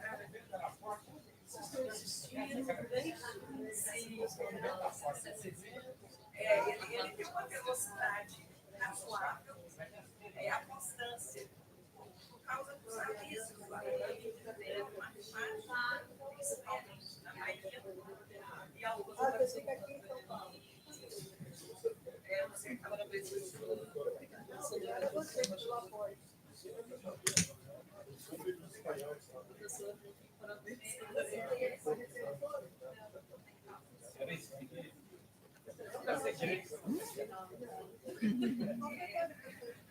que legal, professora. Obrigada. Uma jovem estudante, não, acabou de chegar na tudo bom, Sanito? Bem, obrigada. Que alegria que a senhora. É, 3 ministérios, mas nenhum CPG. Por isso que chegamos.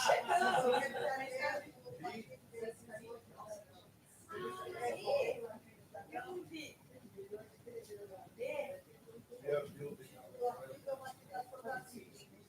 Ele abriu o convite.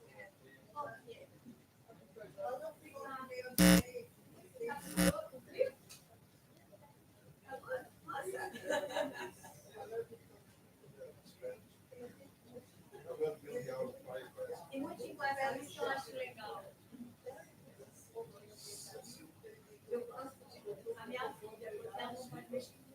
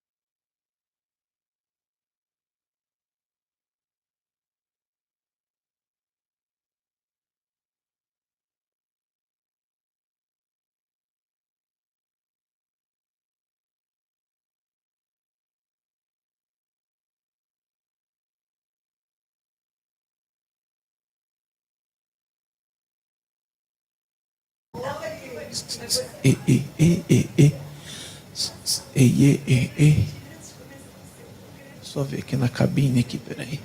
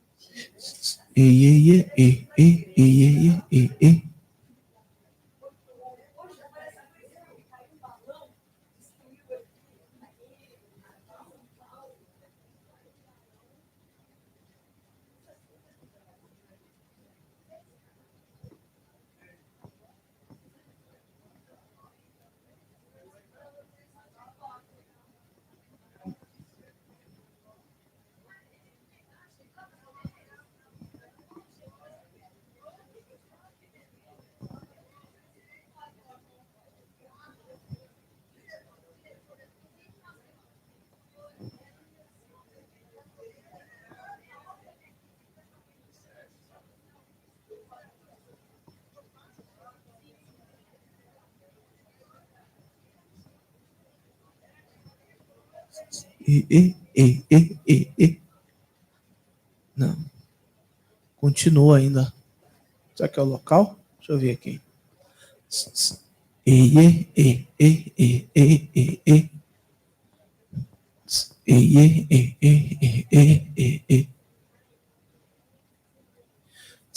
E, E, E.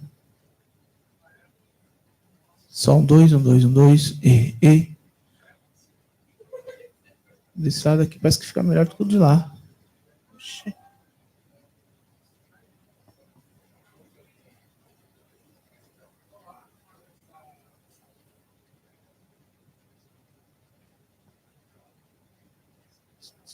E. Deixa eu ver esse laranja aqui. E. Alô, alô, alô, alô, alô, alô, alô, alô, alô, alô, alô. E. E. Você está escutando aí? Você está escutando? Que dá um chiadinho? Está escutando? E. E.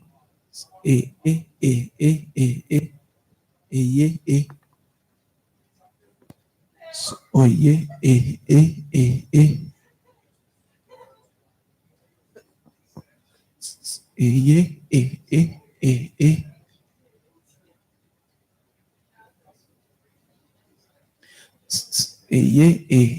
Alô, alô, alô, alô.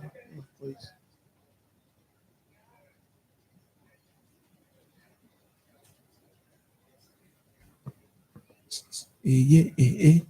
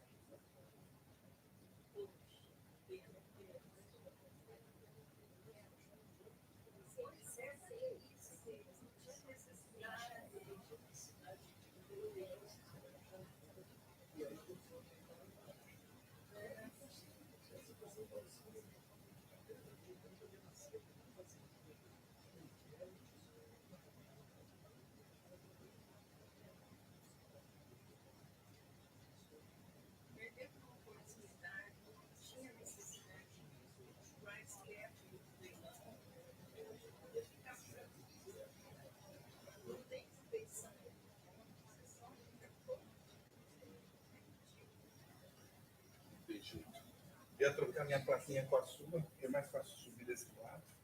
Eu não sei como é que a gente prende esse negócio aí.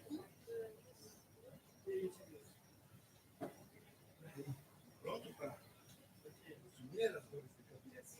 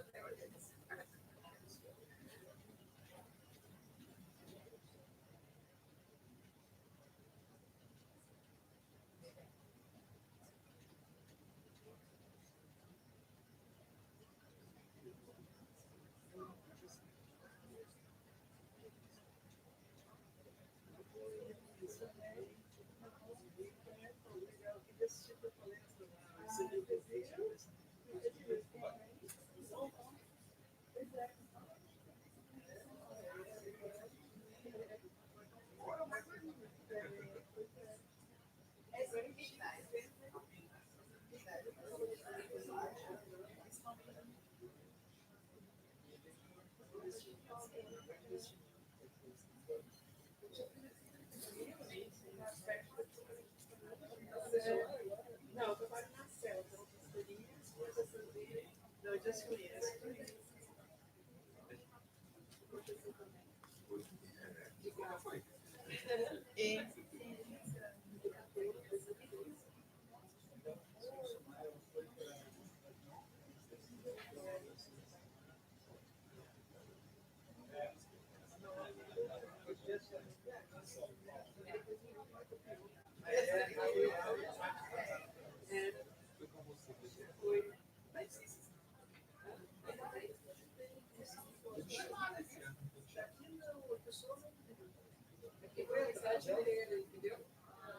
E aí quem quiser, mas você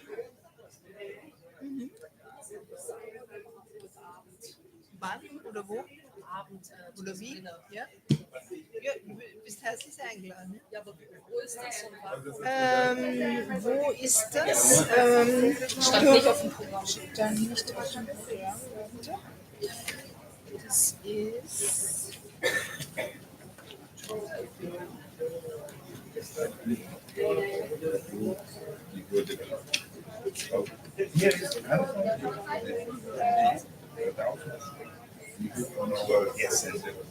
Gets things like sharing. The Polytechnic is cool. Thank you very much. Your pleasure to we keep in touch, yes, of course.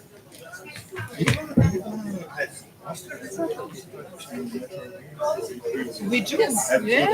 Social relations Yes, yes. And we also, yeah, there's a lot going on biogas these days. Also with a big GEF project. Schau, gibt es, ja, du hättest es auch an sich kriegen sollen, aber alle diese Sachen funktionieren manchmal nicht. Tut mir leid. Yes, yeah. Yes, please, please, please. All the Todos os palestrantes, por favor, todo o público, por favor, vamos continuar.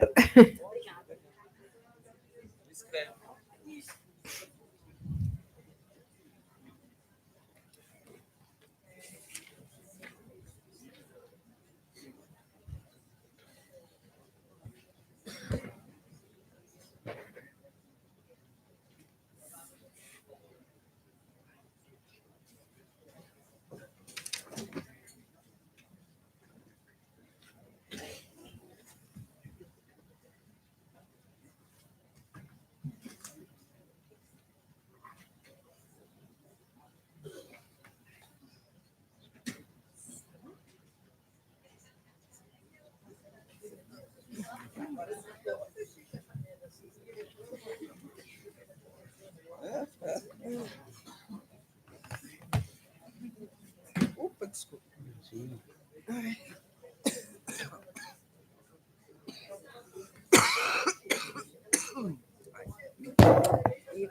Por favor, tomen asientos.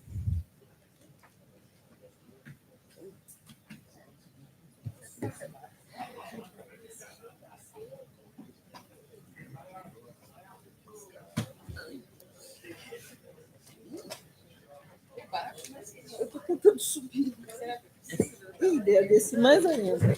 Chamou. Chamou todo mundo. Tem. Conseguiu? Vai ficar assim, vai ser. Tá bom. Achei, aqui do lado. Esse do lado também. Não sei se o pessoal reparou que eu falei o contrário do Goldenberg sobre a emissão de carbono no Brasil. Eu falei que estava caindo, que está subindo, mas ele pôs os dados só até 2014 no gráfico. Foi exatamente Ali o período que você falou que foi o pico, né? É, aí depois começou a cair, mas ele não lembrou, né? Gostei da, mas eu achei que ele está muito ativo, né? Ele está meio de lá pra cá. 16, 17. É, porque começou a chover também de novo, né?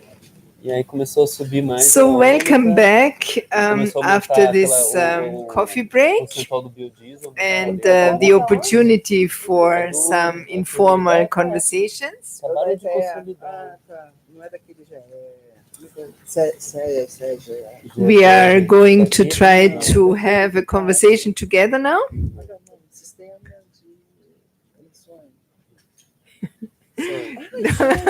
No problem.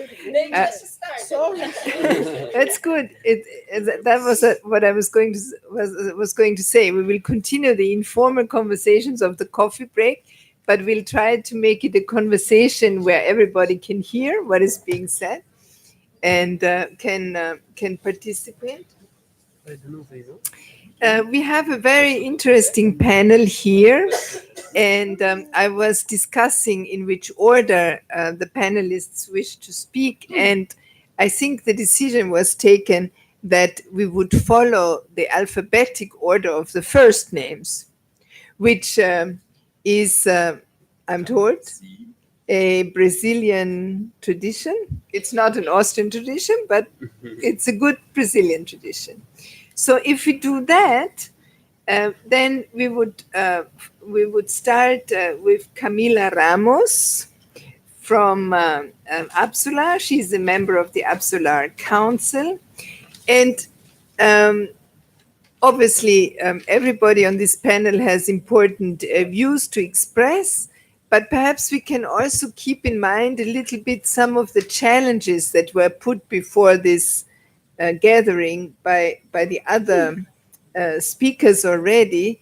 You know, what does it take to move us forward at the global level, but also at the Brazilian level, and to kind of zero in a little bit on these questions. Camila, might I ask you to start?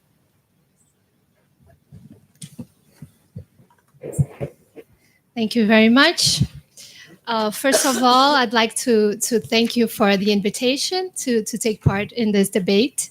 It is an honor to be here representing the Brazilian PV sector and to participate in a discussion about what it takes to move forward towards the energy transition here in Brazil. Rodrigo Sawaya, who is the president of the Brazilian PV Association, AB Solar, could not be here today, but he would like to thank you as well for the invitation. I'm here representing the association. I do not work for AB Solar, but I'm a board member at AB Solar, and also the vice president for finance for the organization as well. So I have been a member of this organization for a few years now, working in the Brazilian PV sector for the past, I believe, 10 years. So I've seen it from its beginning, even though we're still in the beginning of the industry here in Brazil. As we all know, PV still is a very small fraction of the Brazilian power matrix. We represent 1.2% of the country's power matrix.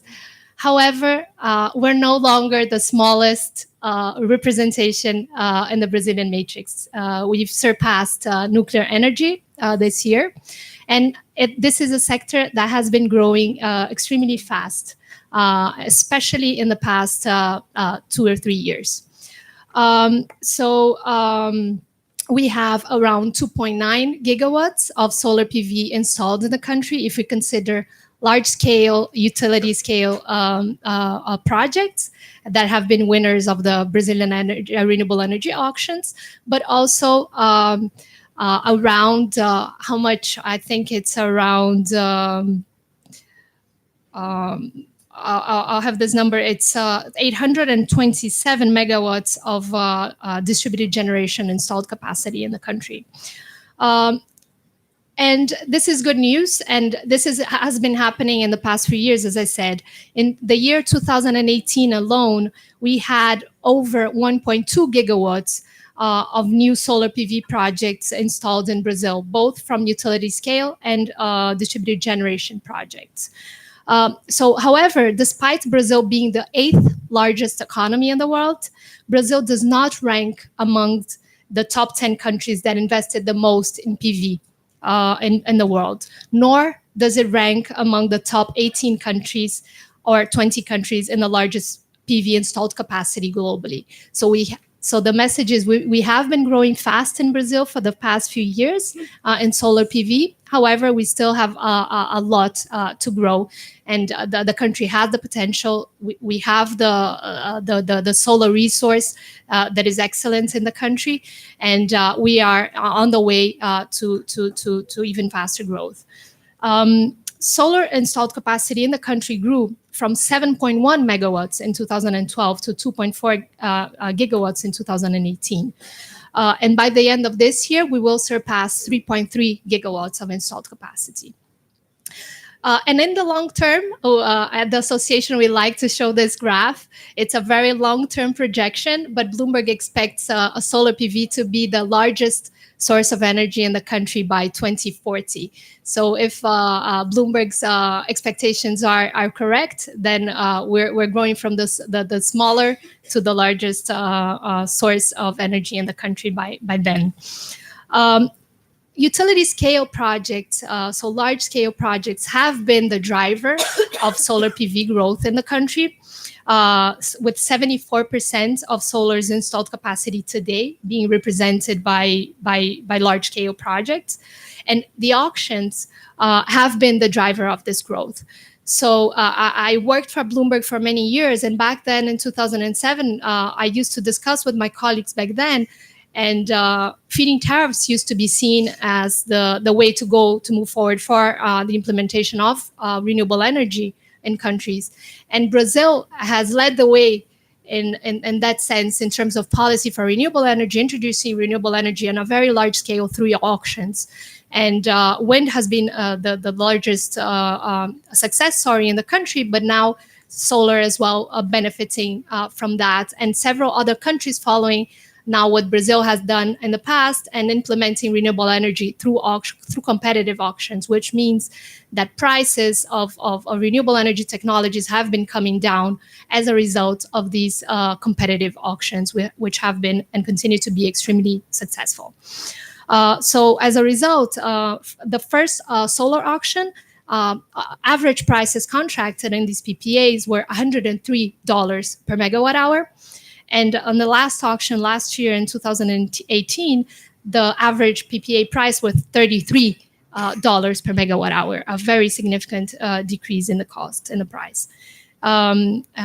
So if we combine investments from all solar PV winner projects in Brazil and in the auctions until the end of last year, investments will surpass 21 billion reais. So this industry has become a significant industry in the country. New markets and prospects are growing for utility scale PV projects in Brazil, such as the free market. Now, it's corporate PPAs have become a trend globally for renewable energy, but also in Brazil. And but we have to talk about as well about distributed generation projects. And distributed generation is growing faster in the country than utility scale projects today. So in 2019, installed capacity for new projects installed this year will be higher for distributed generation solar than for utility scale solar projects, with approximately 600 megawatts of new projects coming operational this year. So Brazil's net metering regulatory framework legislation is and has been the main driver for distributed generation projects growth in the country. So this regulatory framework, as we have it today, is extremely supportive of customers becoming prosumers and generating their own clean energy. Business models such as the regular self-consumption, but also virtual net metering are encouraged today in Brazil and are making distributed generation very democratic, competitive, and a clean source of energy available for all. So it's very important that we keep this regulatory framework in place. And this is a challenge that I would like to mention, that however growth that we're seeing, we are in discussion of the regulatory framework, and we hope that these discussions result in a positive outcome for distributed generation, which is a very democratic source of clean energy for the country. Also, another challenge is some smaller auctions happening for renewable energy. So we believe that renewable energy should be contracting more PPAs in these auctions. Renewable energy has been increasingly competitive in the country, including solar PV. And also access to competitive financing. I believe it's a very important instrument. Financing conditions for renewable energy in general are changing here in Brazil, especially due to the change in the role of the Brazilian Development Bank, the BNDES, where the rates are approaching market rates, so becoming less competitive. And therefore, the development of new financing mechanisms that are competitive, that are pro-green finance, should be supported and developed. And we've seen several movements towards that, as initiatives such as the Climate Bonds Initiative, which has been supporting the growth of the debentures, the green bonds market, for example, which are increasingly important for financing these types of projects in Brazil. So I'd like to conclude that Brazil is a very successful story for solar PV. We should keep up with auctions, with the regulatory framework for distributed generation projects in the country, and stimulate especially green finance mechanisms to make sure that these projects are financeable. Thank you very much, Camila. Thank you.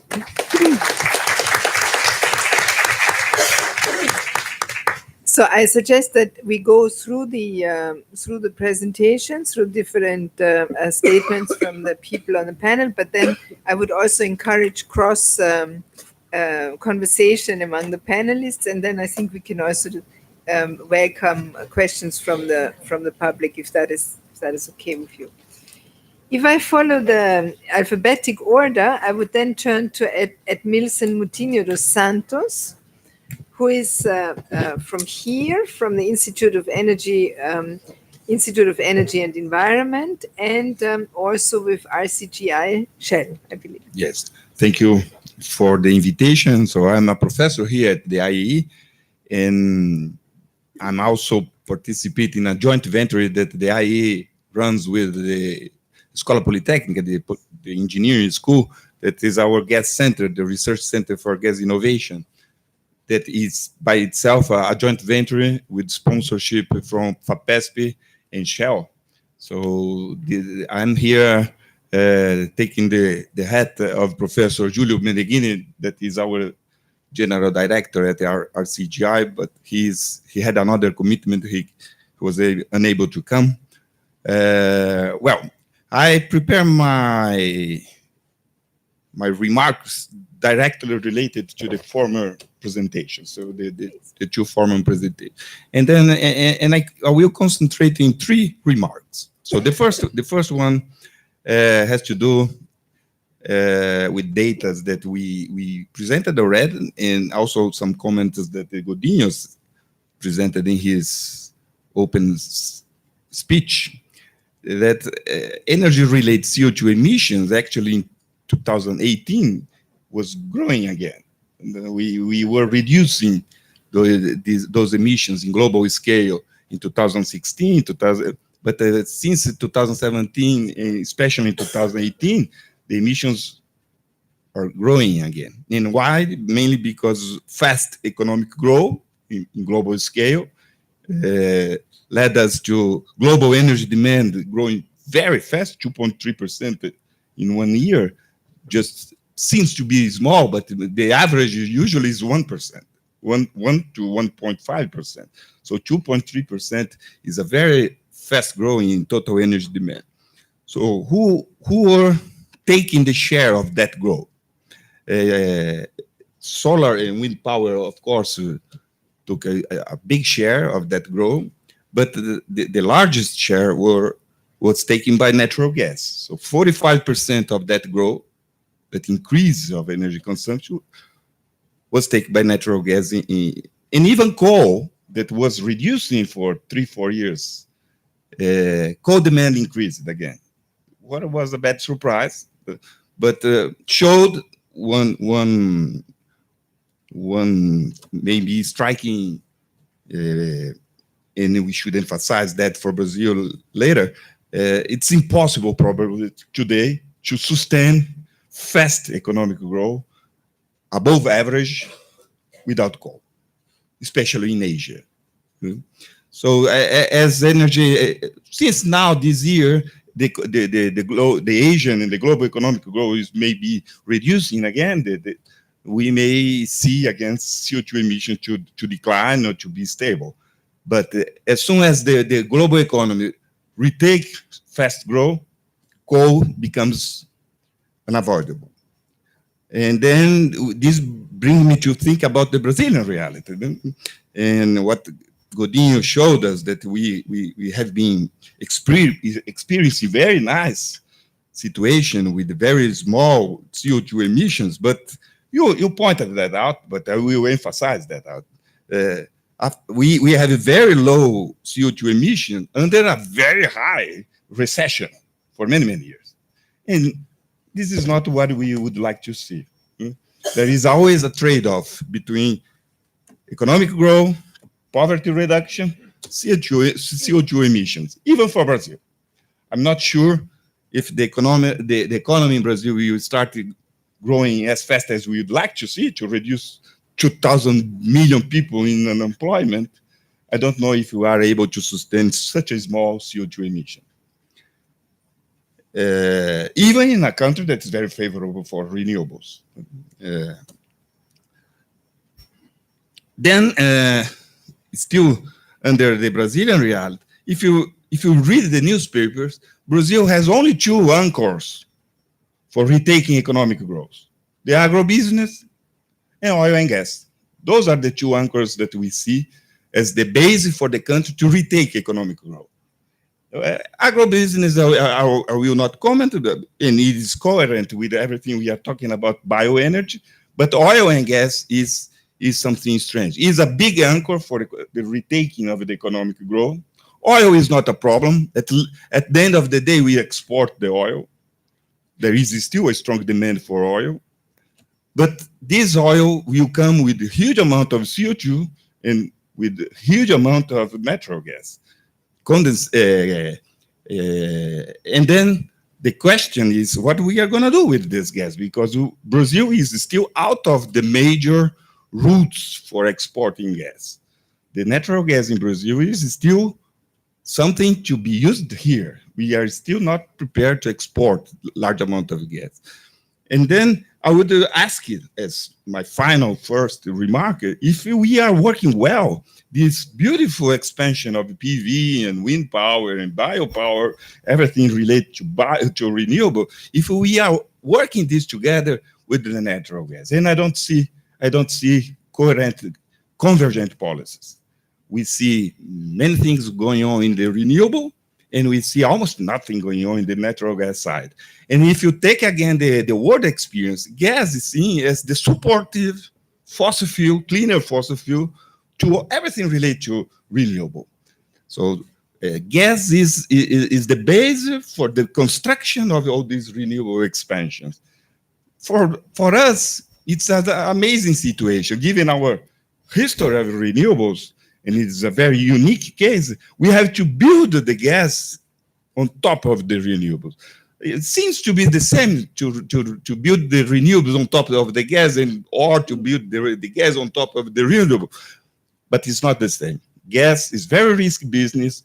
Gas needs strong demand, firm demand, high long-term contracts, and renewables brings together all these intermittents, everything volatile, everything stochastic. How can we build a strong gas support for this stochastic renewable? This is something that we will have to invent. I don't see good solutions for that, even in São Paulo. That is a strong gas producers now. My second remark goes to one comment that were made, especially by Irene, if you allow me to call it for your first name.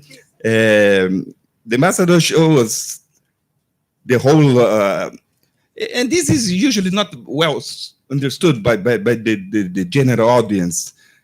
For the world, more than 50% of the total energy consumption is for heating and cooling, for the world. For less developed countries, and even for Brazil, this is even more. For Brazil, once we tried to estimate, we came to 60% or more. And for the less developed is the country, the more is, the higher is the share of heating and cooling in the total energy consumption. Well, as we see the power system, especially in more developed countries, becoming cleaner, we see everywhere, especially in Europe, and even in big cities, Professor Goldenberg pointed out the case of Paris, electrifying everything. We are going to electrify everything. This is the ultimate solution for CO2 emissions. Well, and it will make more sense to electrify everything if the power system, as an average, is cleaner. Seems to make sense. I would say that here we can learn not for Brazil, but from Brazil. Brazil has a long history based on hydropower, so we have a clean power system from the beginning, let's say, or at least from the 60s. And based on this hydropower tradition, we built also huge amount of electrothermy. A lot of electricity being used for heating and cooling.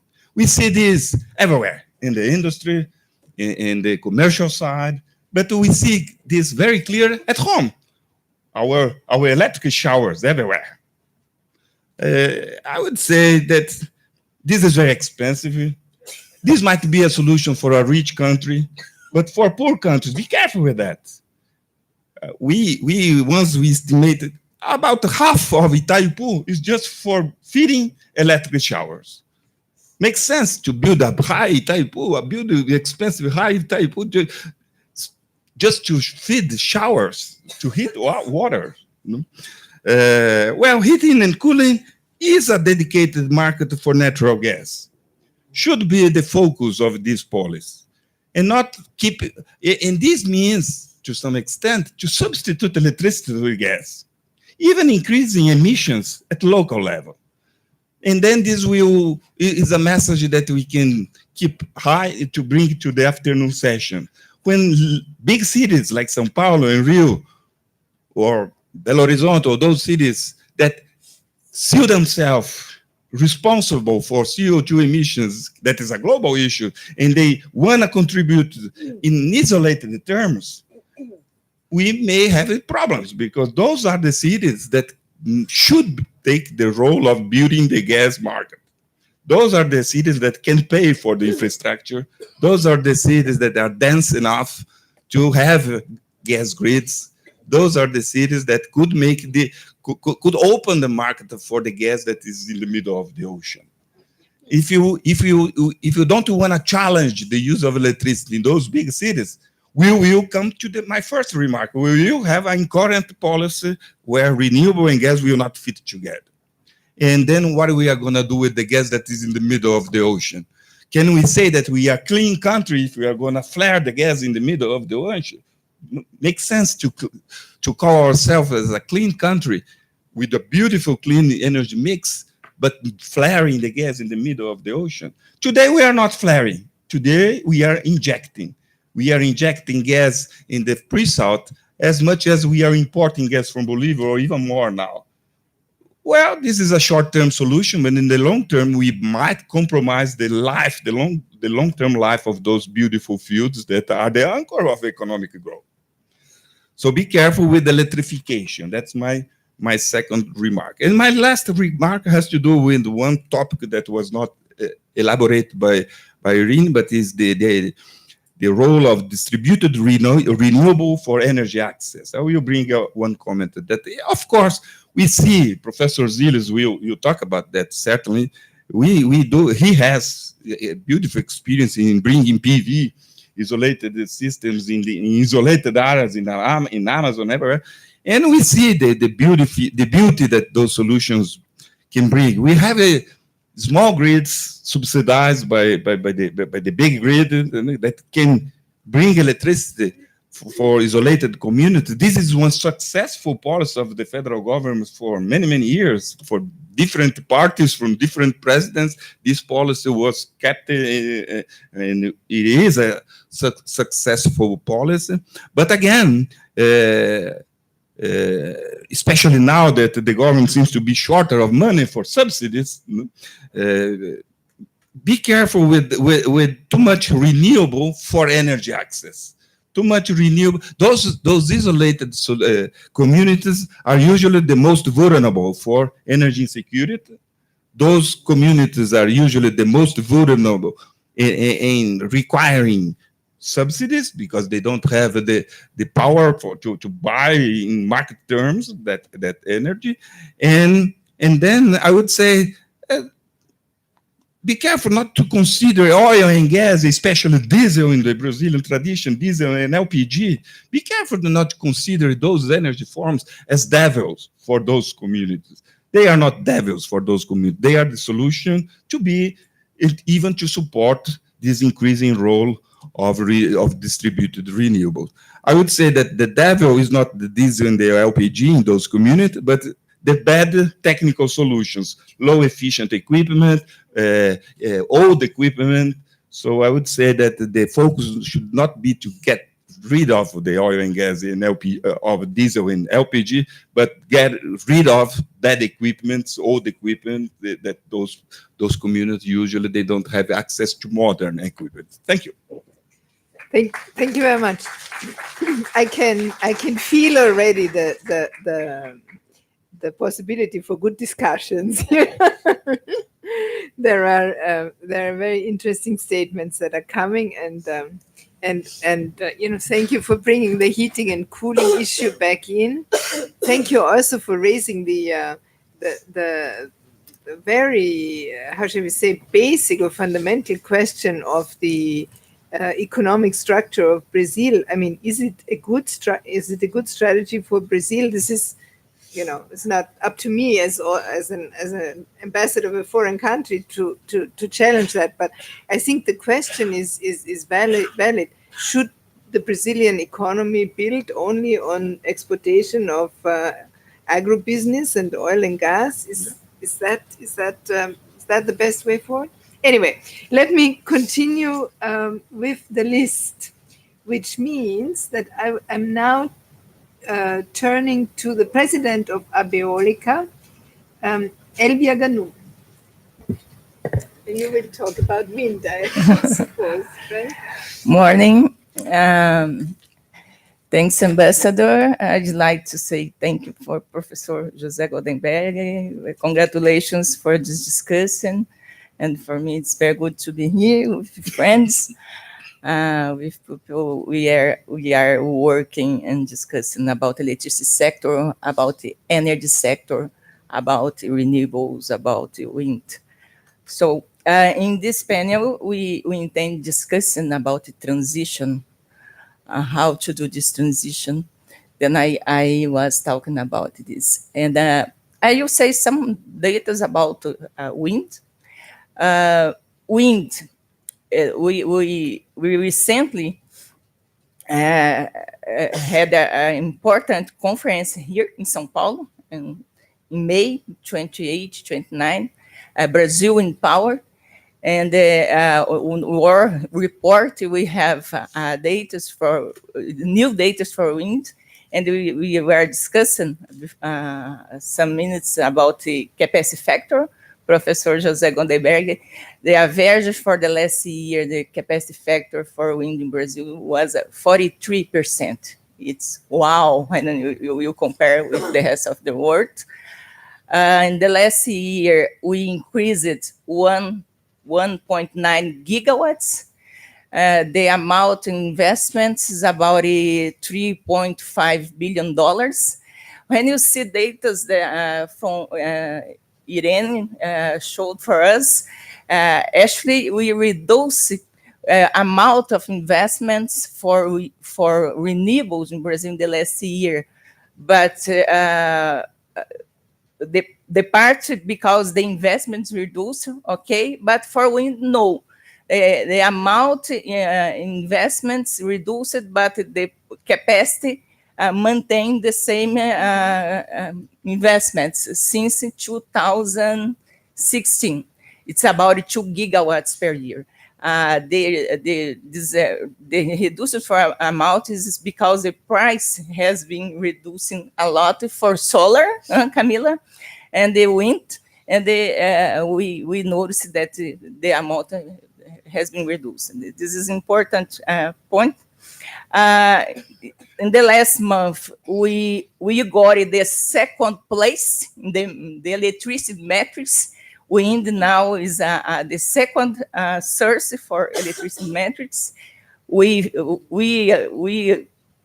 put the last made in the last 5-6 years about 10 gigawatts. Nowadays we are in 15.3 gigawatts. It means 9.3% of electricity metrics in Brazil, and we are the second source.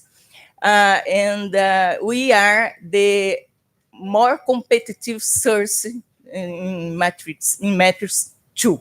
Our price has been reducing mainly since in 2017. Nowadays, wind costs less than hydro plants, less than Belo Monte plant. Then this is important. It's important, but sometimes we started to discuss how I was discussing with Zilis now why price and cost has been reduced. Of course, cost has been reduced because technology, and price has been reduced because competitiveness, because competitive situation.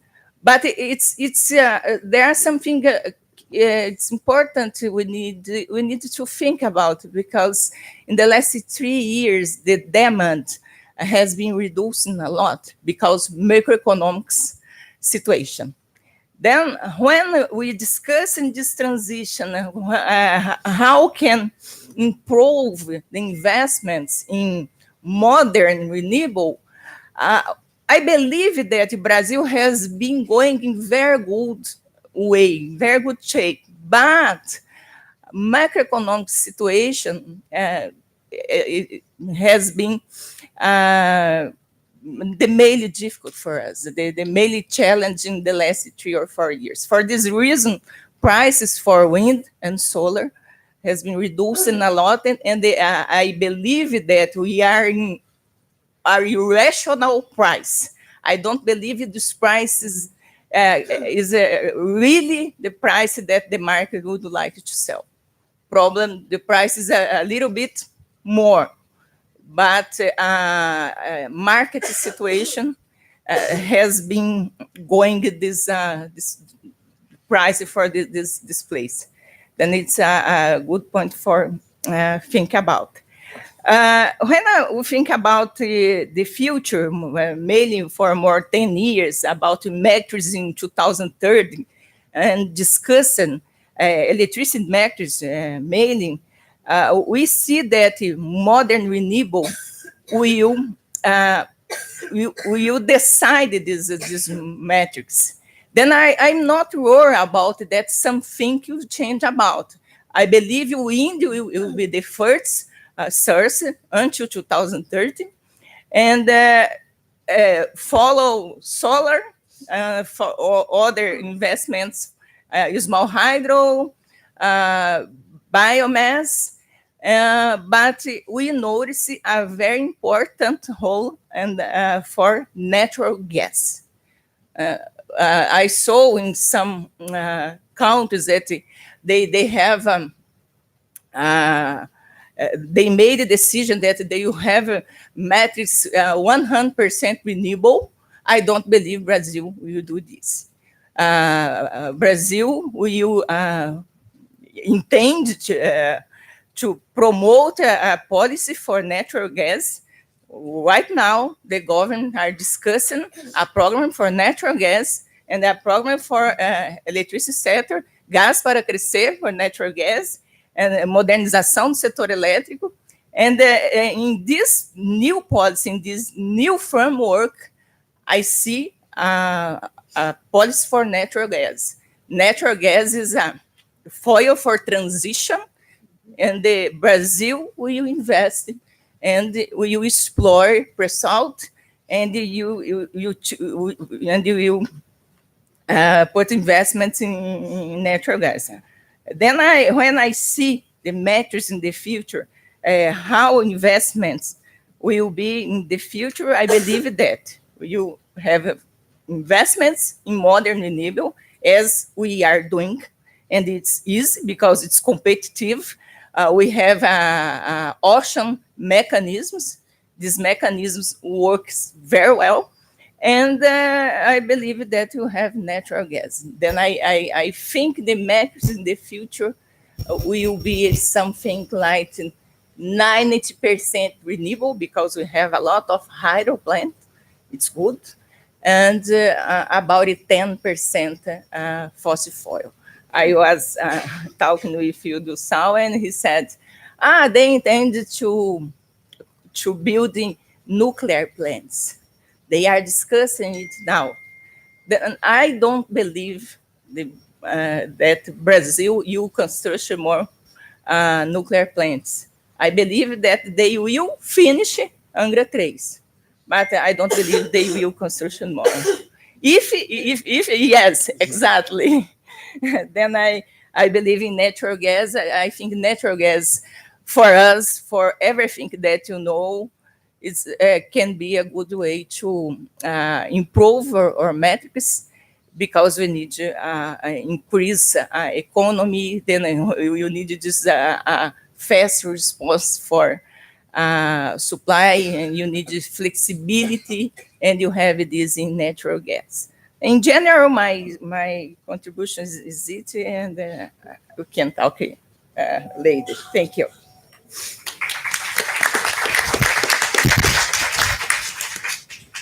Thank you very much, Elvia. Let me turn then to Renato. You already gave us some of your ideas already, but I'm sure you have some reflections on what you've heard and some additional input. Please.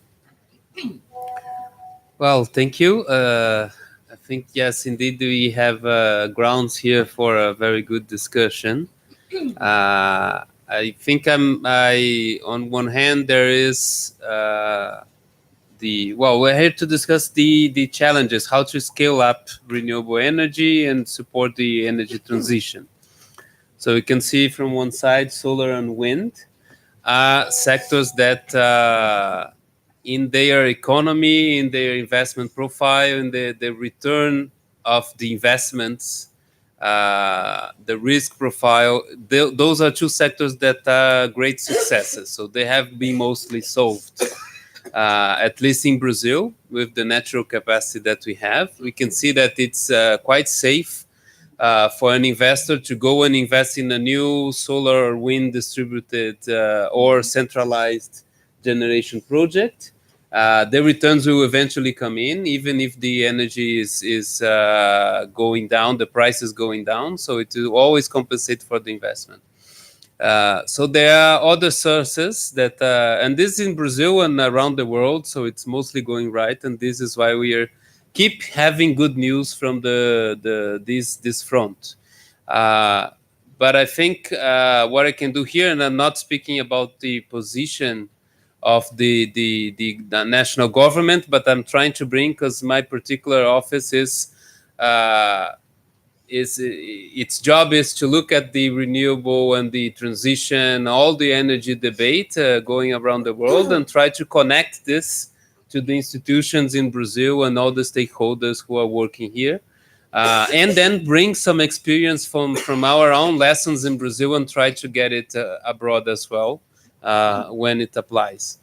So what I can say here is that for this energy transition debate, there could be, of course, there is more, and it's always more complicated, but there could be mainly three big challenges remaining for the world to solve. So the first one is to properly internalize the externality. So this is a term that the economists like. So an externality is something that your activity generates, which is affects the global good. So affects positively or negatively. So if you are you're producing oil or gasoline and you're selling it, so you're producing a good, which is the energy that can move vehicles around. But you're also producing an externality, which is the carbon pollution in the atmosphere that has its impact in climate change. So that is a negative externality, and no one is paying for that negative externality. The one who is producing it is getting it for free. This is speaking generally. On the other hand, so suppose there is a solar producer here who is producing electricity from PV, and it has embedded in this case the advantage of displacing fossil-based energy that is around. So someone producing solar energy in China is allowing for the displacement of some amount of coal generated power. So this is a positive externality that they are having, and it is not embedded normally in the price. So they are not being compensated for this environmental service that they are paying. And there are not only environmental externalities, there are others. So some say that wind and solar power, for instance, they have some negative externalities in terms of availability of energy. So they are not always available, and they need other solutions to compensate for when the sun is not shining and the wind is not blowing. So the whole grid has to have some solutions. So they adopt some of solutions. For instance, using the hydro reservoirs, Professor Goldenberg talked about them. They are maybe one of the best solutions. It's a very efficient battery, which is water. It can be saved in the reservoirs and used when there is no energy. Or you can have, as many people here, Professor Santos was also explaining, natural gas as a way to balance and complement renewable energy. So, but all of this has a cost, and it is not always reflected in the cost of the energy. So So this is challenge number one, and the big externality with this carbon emissions. So we have seen in the presentation by Ambassador Irene that is one of the most advocated policies by the experts is putting a carbon price. So if you put a carbon price on carbon emissions, you let the market take care. So you want to emit an X amount of carbon, so that will cost an X amount of dollars. So that could be a fixed carbon tax, and then it's very tricky to put a price. So are you going to charge $40 or $100 per ton of carbon? How much? So it is arbitrary in a sort. Or you can have the cap and trade schemes you have known from the Kyoto Protocol. So there is an fixed amount of ceiling of emissions. Those who want to emit above that ceiling need to buy credits from others who are capturing carbon from the atmosphere. So it's also a solution, but nowadays the markets are not really well regulated. They have lots of problems in leakages and double counting, things like this. So others are saying that the carbon tax would be more feasible. And there's the issue of having political support for all of this. So it has been an issue in many countries, even when the opposite of this, which is the fossil fuel subsidies, when they are removed from a country, normally you have truck drivers in the streets or gilets jaunes doing manifestations because the gasoline prices are going up or the diesel prices are going up, and they are basis for the economy. So it's very tricky, and it's a challenge in the energy transition that the world is looking. And in case of Brazil, there is no discussion of a carbon tax. We are much more comfortable than other countries who already have a very clean energy matrix, much well ahead of most countries in the world, most developed countries. But we are looking, especially in sectors such as transport, to build some externality in. So that is the purpose of the Renewable program in the fuel transport fuel matrix. So the producers of biofuels that can prove that they have a life cycle of carbon that is better than gasoline, they can have a financial asset to their name. They can sell the biofuel or biogas or the ethanol, so it's technologically agnostic. And they will also have this credit for decarbonization that they can sell. So this is an experimentation that is based on a number of some experiences abroad, but it is very innovative in Brazil. It will start working next year, so we'll see what happens. And in the debates in the BioFuture platform in which I participate is something that many countries are looking at to see what is the effect. So all of this is about the externality thing. The second challenge that many people are facing is, in a way, I have touched upon this already, but is how to integrate an ever larger amount of reliable renewables in the energy system. So this is what many have already touched here, and there is no single solution around the world, so no one has really solved how we get to 100% renewable. So it's very unlikely that it will happen so early. Again, in Brazil, we have an advantage facing other countries because we have the hydro reservoirs. We can already help very much. And we have very good availability of wind and solar, for instance. We have less of a problem. So the problem is still there, but wind and solar here, they have more availability than the average. So we are very lucky in this regard. And this takes us to the natural gas. So of course, natural gas is an important complement. But I don't believe so. The one problem that Brazil has, so it has a commitment to maintain its high profile of renewable energy in the matrix and increase it a little bit. So we have had this commitment in our national submission to the climate agreement. And if the problem is that we are already clean, so if we add more participation of natural gas, then in the margins we start to become less clean. And natural gas is a very good solution, for instance, in countries which are not so clean as Brazil. For instance, the whole of Asia, they're all based on coal. So if you change coal for natural gas, you're having a huge improvement.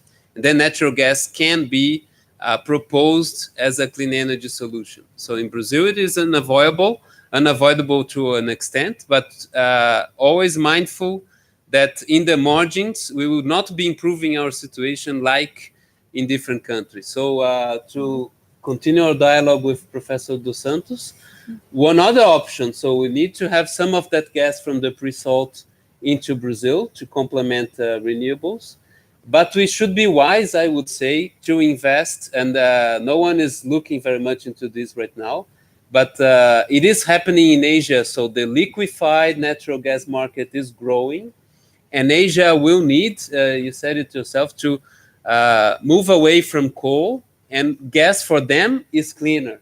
So if we can invest, and it's an expensive infrastructure, but in liquefaction plants in Brazil, put them on ships and sell them to Asia, this is a very, very good development solution for this natural gas, and it would avoid all of it going into the Brazilian energy matrix, so that we can have still keep and improve our current clean energy matrix.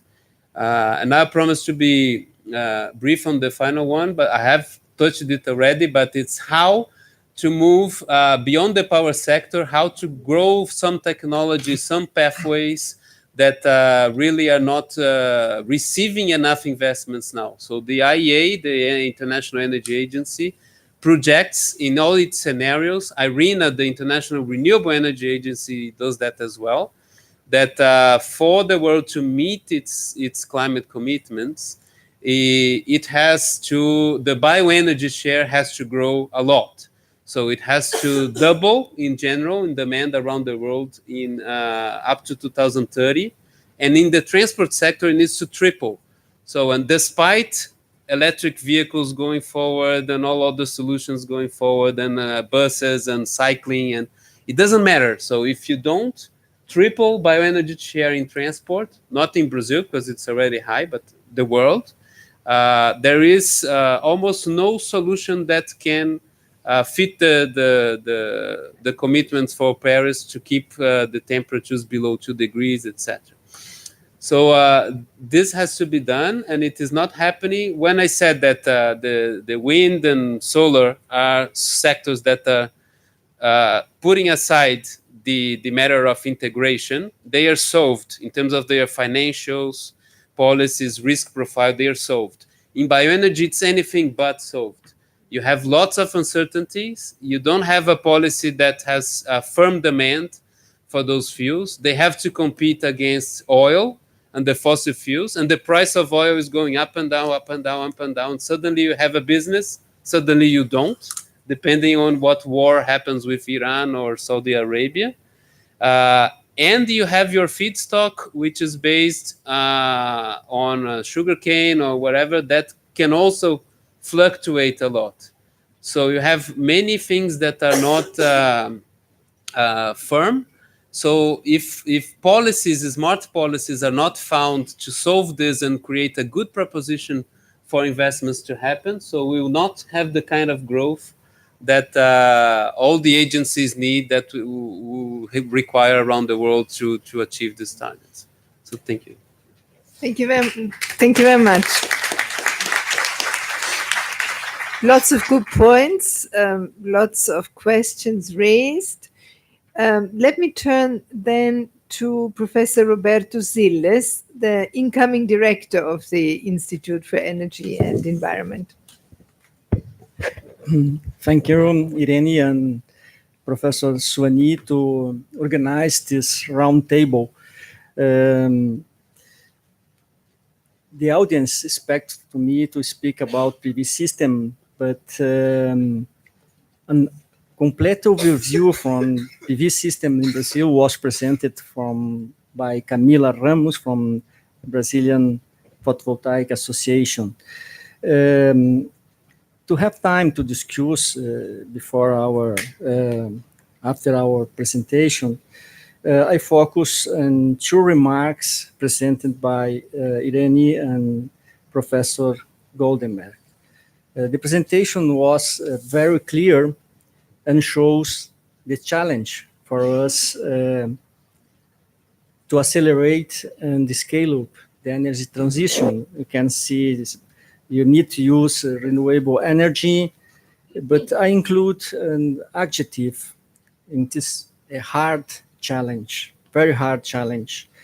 In my opinion, it's not technical problem.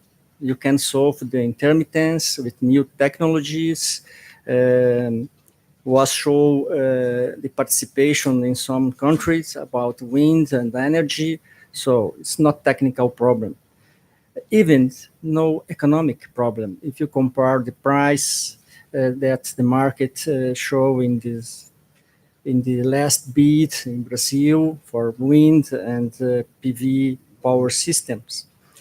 And the Irene and Jose Goldenberg presentation, I have two remarks I think is more important for the society, is increase the investment in renewable energy, and the last but not least, build social acceptance of renewable energy.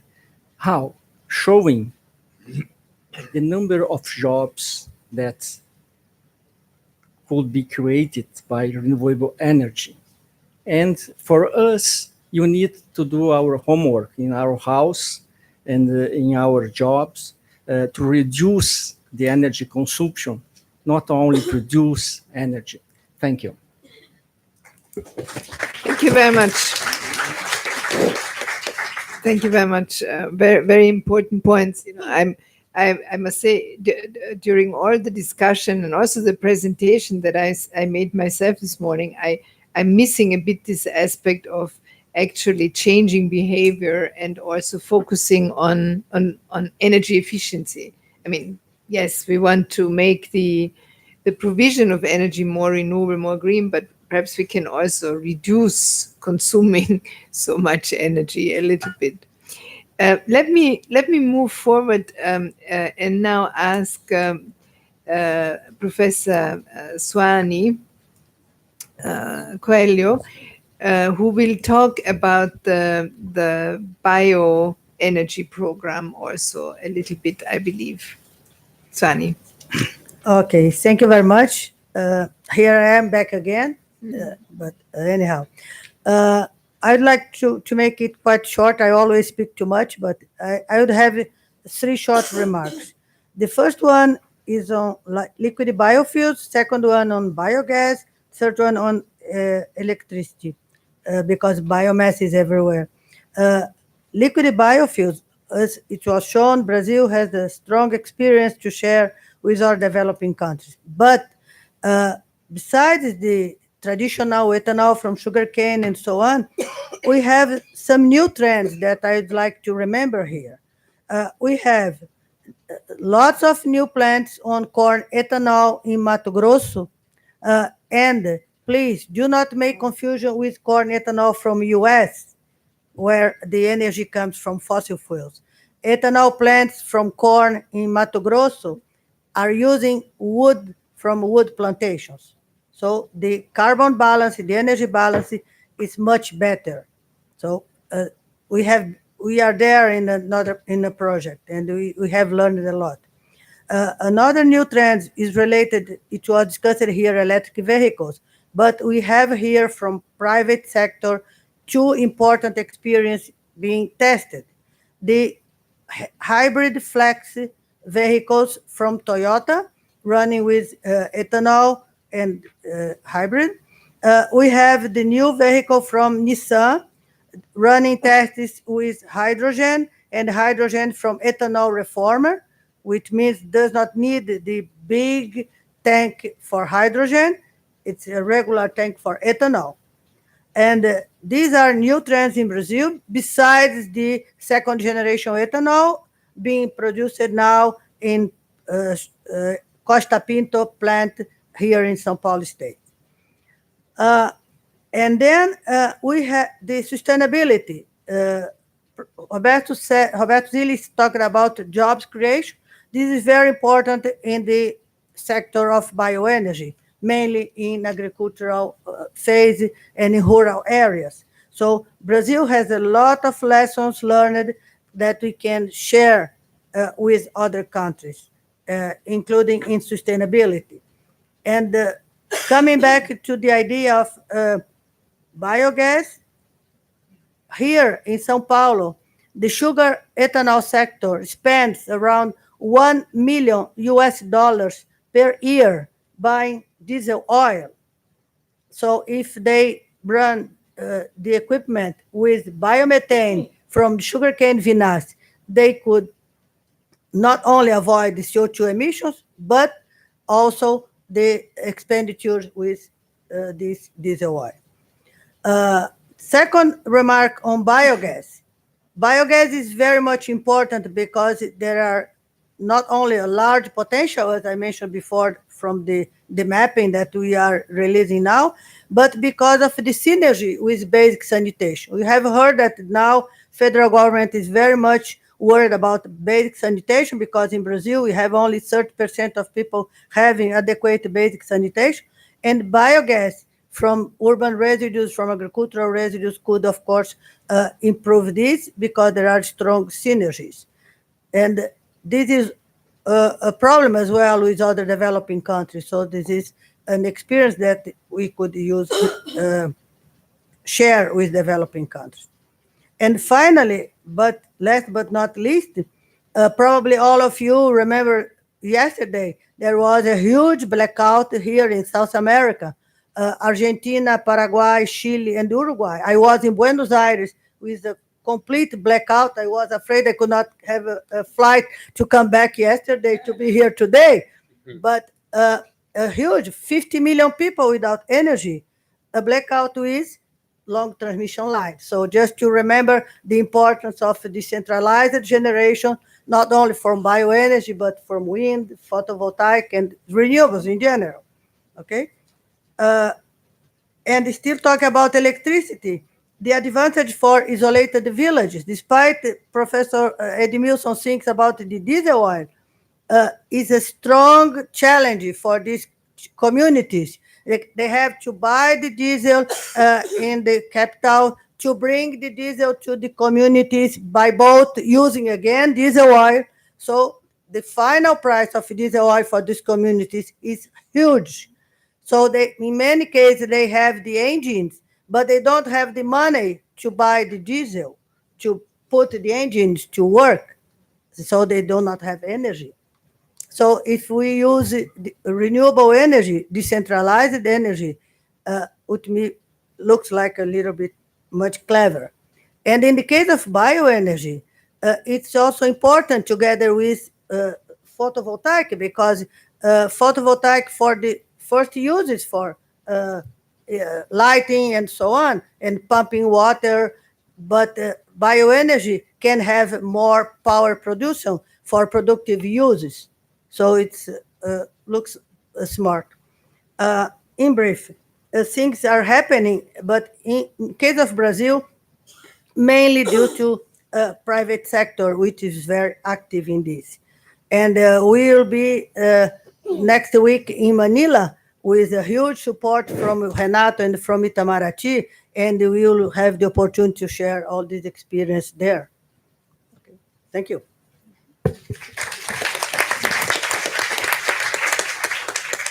Thank you very much, Suani. Let me now turn to Susana Can Ribeiro from UFRG, and she's also the new Vice Director of COPE. Thank you. Thank you for inviting me to this roundtable on how to accelerate and scale up energy transition. In fact, this is already happening, as it was mentioned here in this roundtable and also in the previous presentation. I think that this acceleration means, of course, a higher share of the renewables in our energy matrix. And as scales increases, the cost goes down, knowledge increases, as well as performance increases, and this trigger positive feedback. The recognition of environmental costs and the incorporation of negative externality makes renewables more and more interesting. But in my view, to foster renewables, I think that the most important driver is climate change. There is no doubt about the need of lowering our carbon emissions, even with some setbacks that we are facing in one government or another. I think that it's perceived that we are living in a world which is going to be even more carbon constrained. So climate change and the need of reducing carbon emission is one of the biggest challenges of our century, especially because the world will need more energy. So we will need more energy, not only because economic development, but also to poverty alleviation. So we need to find another sources of energy. We need to increase our energy supply. So turning to the Brazilian perspective, much have already been said here. Elba mentioned wind power, which we have excellent figures. The problem is our macroeconomic environment, but it's already there. But I think that I see a huge untapped potential of solar energy and also biomass, especially bioelectricity. It's amazing how we historically neglected the solar energy, as Camila mentioned it. Just in terms of comparison, the worst solar radiation area in Brazil receives 40% more radiation than the best area of Germany, which is one of the leader countries. And in addition, I'd like to highlight also the importance of distributed generation of energy, where solar could have an important role. Camila and Suani mentioned that there are several benefits, not only clean energy, but also diminishing the need for transmission lines, not only because the risk of blackout that Suani faced this weekend, but also in terms of energy balance, because there are a lot of energy losses in those transmission lines. And regarding biomass, as I mentioned, Brazil should focus more in bioelectricity. Not only biofuels as ethanol, biodiesel, of course, this is very important, but since the world is turning to electricity and we have a very good balance in producing biomass, we should be more focused in producing electricity from bio. Because a point that I'd like to raise here is that the world will need also negative emissions to meet Paris Agreement. We'll still will be using fossil fuel. We want to get rid completely of fossil fuel in the next decades. And in order to keep the Paris Agreement, we will need to have negative emissions. So to have negative emissions, of course, it's not only by reforestating and things like that. We will need also what we call bio-CCS. So we have the growth of the biomass and the capture of the carbon, and then we have to storage in our basins, in our sedimentary basins, because Brazil is able to storage around 2,000 gigatons of CO2 in our several sedimentary basins. That presents a high potential to storage CO2 in those kind of rocks, because those rocks that we have here presents characteristics that allow mineral carbonization. And with mineral carbonization, we avoid CO2 leakage, which is a problem when we deal with CCS. So the issue of that is, of course, is the cost. It's extremely expensive. And the high cost leads me to my final point, which is carbon pricing. Carbon pricing changes the economics of all those alternatives. And it is emerging, of course, in an incipient way, but it's becoming a reality all over the world. Without those kind of economic tools, it's very hard to shift the pathways towards this transition. And carbon pricing is one of these tools creating business financial motivation. So it is important to note that even slowly, there is a growing interest in carbon prices, in carbon pricing. And of course, carbon pricing will increase a little more, even more, the importance of renewable. Even in places where environmental issue is little valued, such as the Forum of Davos, that is the neoliberalism place, nobody cares a little. We think that nobody cares about environment and those things, but the president of the forum stated that overall I'm quoting, overall carbon pricing is considered a logical foundation for any policy regime for clean energy. So this was said in Davos. 7 of the 10 biggest world's economies have adopted carbon pricing.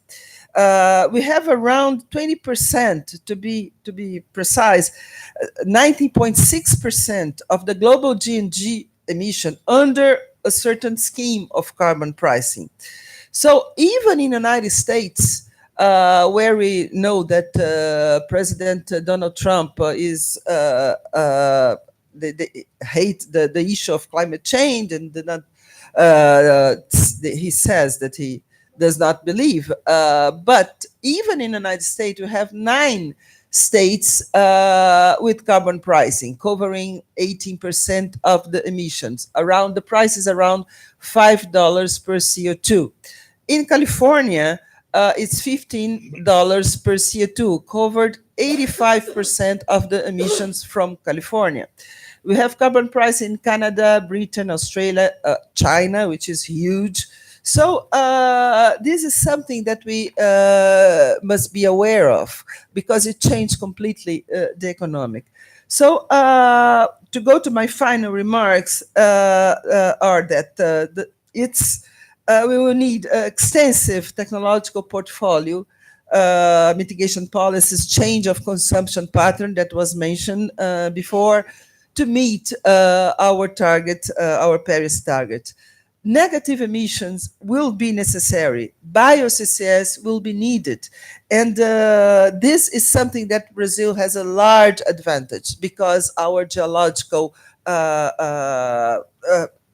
rocks will exactly be the right place to storage CO2. Renewable, of course, will play a significant role in the world energy matrix, and Brazil, of course, has enormous advantage in biomass, wind, and solar, all those things. But most of those alternatives are sometimes more expensive than oil, which is getting cheaper. So economic instruments will be necessary to promote this shift. And carbon pricing is something that will allow to foster our transition. So we must look to carbon pricing and see how this could impact our economy. Thank you. Thank you very much. Thank you very much, Susanna. And last but in no way least, Thelma Teixeira Franco, please. Can I have the mic?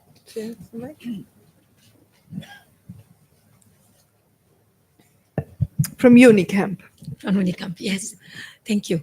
Thank you to the organizers for inviting me. It's a pleasure to be here. It's great to be the last, because then what I'm going to say is a little bit different from what the others already said. I'm a professor at the School of Chemical Engineering, and for long I have been working with biochemical processing. And it's nice and very lucky moment that Unicamp, USP, and Unesp created a PhD course on bioenergy. But then everybody says, but bioenergy. But then we went to mix with the energy planning systems PhD, and now we are learning from each other. And because if you are only on bio, you don't see the efforts of gas and the efforts of other energy platforms. So in my life now, I like very much to say a kind of kid's tale.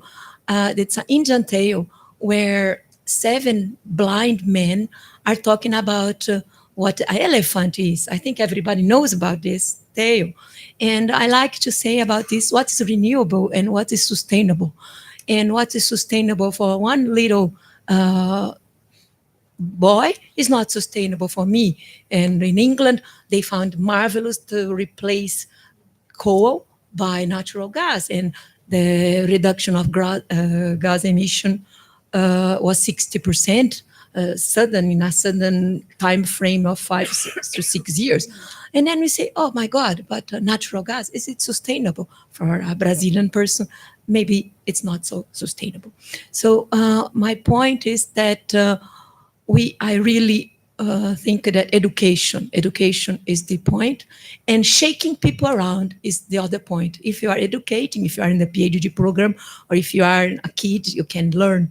But when we are adults, that's the right opportunity to put people together, to shake around and maybe to find new directions for renewability energy. So that's it. Thank you. Thank you very much. Thank you very much. Well, we had a very broad and very interesting array of perspectives brought together. I think again, really a big thank you to Swani, who made it happen, who identified all these wonderful individuals here on the podium and enticed them to come and be with us today. We are a bit advanced in time also, but I would like to open it up, if it's okay, to the audience. Formulate your questions if you have any, or if you wish to make a comment, that's also quite okay. But don't make a full speech, please. Just a little, comment, and address your question if you have a question to a specific person. Please. He will bring a microphone to you, and kindly identify yourself so that we know who is joining the conversation.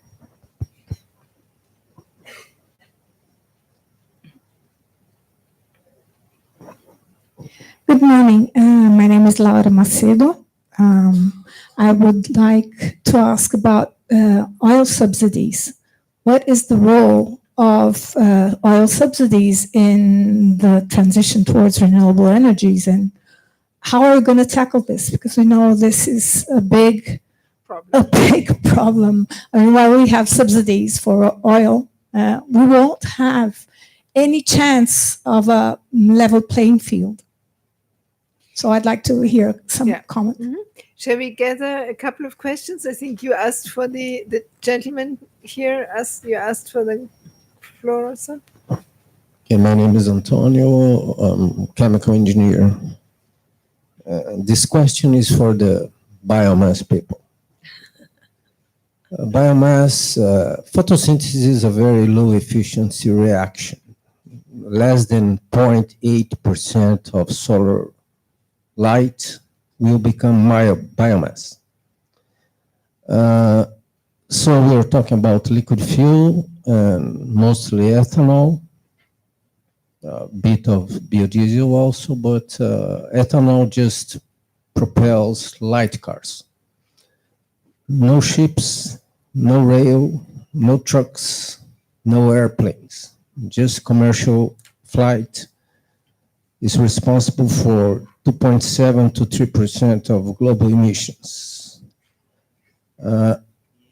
Isn't it a better way to go straight to electricity? The automotive industry in the world already decided to follow the electric route. And PV is much more efficient than biomass into turning solar light into power. So isn't the numbers of the life of bioenergy in a counted ending?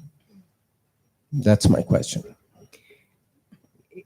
Okay, let's take a third question. While the microphone travels, I'm just saying that individual transport in China and in some other parts of the world is still growing at an exponential rate, car transportation. Please. Okay. My name is Mateus. My question is more towards Camila about the what you mentioned about the revisions and eventual adjustments we're going to have on the regulations for generated decentralized generation. Where do you see this going? Because these, from what we see, from what we read, it can jeopardize all the initiative that Brazil is having. We know it is a very good initiative that we're having here for decentralized generation. In your opinion, in what you've been investigating, is there any possibility of this adjustment to jeopardize what we have? Okay, shall we start answering? My Zoom, okay. My dois, okay.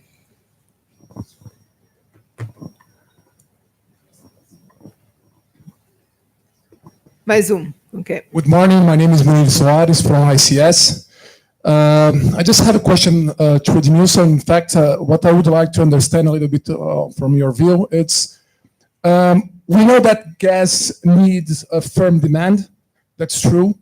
But the question that in terms of the power sector, nowadays the most economically feasible terms of expansion are from renewables. They come from renewables because of the price of the wind and the future of the solar in terms of centralized power. My question is, how can we improve the energy market, not only the power sector, in order to create firm demand from, for example, from the industrial sector, for example? What would be a good solution, for example? Carbon price, what would you think in terms of how can you build a demand for the society in terms of the whole economy, but that would also be economic efficiency, but also would help to cut carbon emissions, okay? All right, let's Another one? That's it, acabou. Okay, who would like to start answering? Yeah. The person for the bio one. Bio, yeah. Who wants to talk on? I cannot answer anything about oil subsidies, but maybe Antonio, when we talk about low efficient reaction photosynthesis, I think it goes very well. Photosynthesis go very well now during the transition times, while we need liquid fuels and where they can be easily transported. And it's not only bioethanol. There is a lot of varieties of vegetable oil with much higher density that can be transformed even to biokerosene, can be transported to hard engines. I don't believe that liquid biofuels are going to solve all these problems, but I think it goes very well during this transition. I don't know if I answered your doubts. Suani, do you want to take up on the bio? And the microphone needs to travel. Yeah,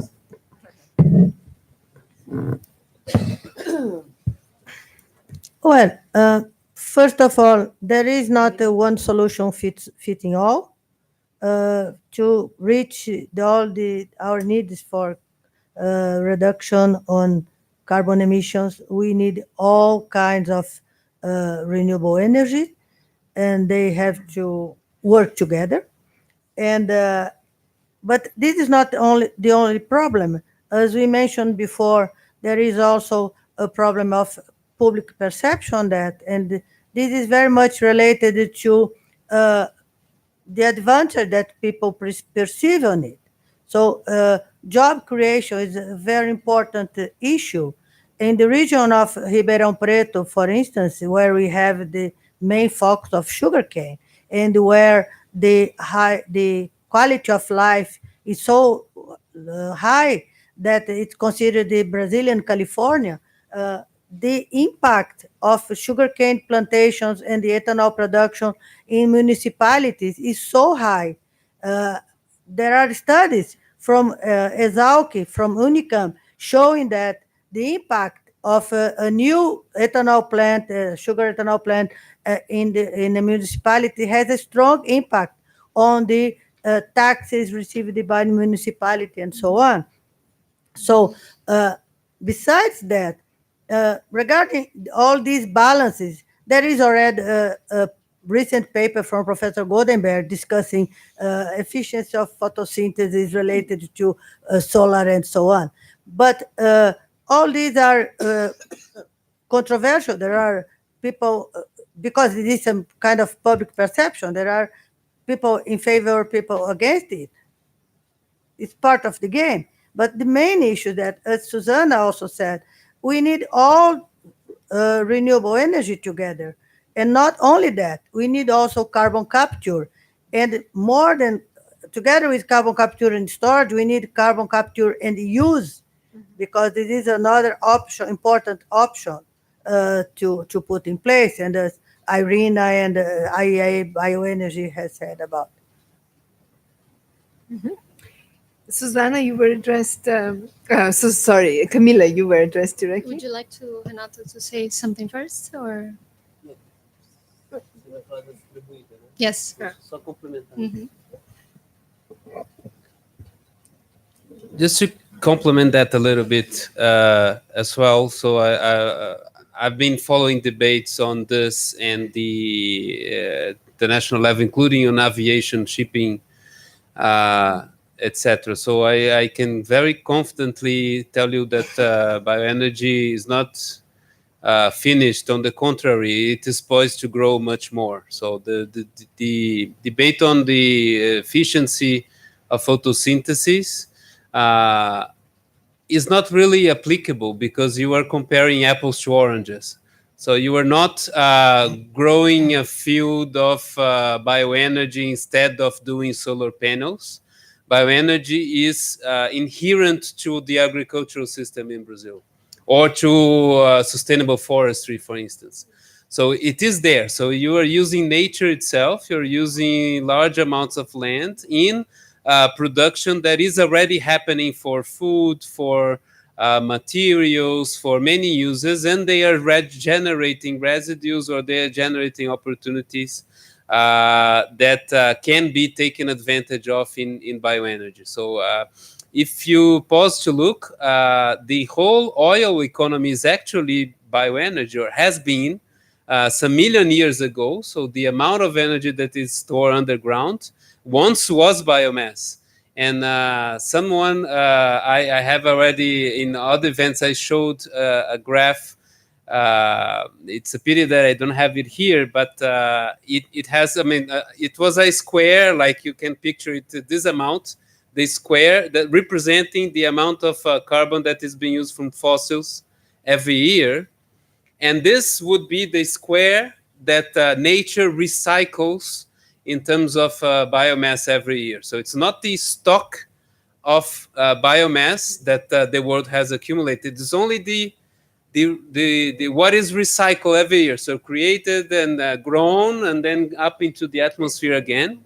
You just have to manage to tap into a portion of that big square like this. Then we would theoretically replace all the fossil-based economy that you have out the ground. So the scale is much larger. Of course, that would involve algae and all of that. So we are far away from there. But coming back more to present times, we can see a transition where light vehicles would, and this is still up in the air, but would electrify. Not necessarily with batteries, because for many users it may be not the most efficient solution at all. And the world may be betting too much on batteries for use cases that are not the most efficient, but could be hydrogen as the vehicle instead of batteries.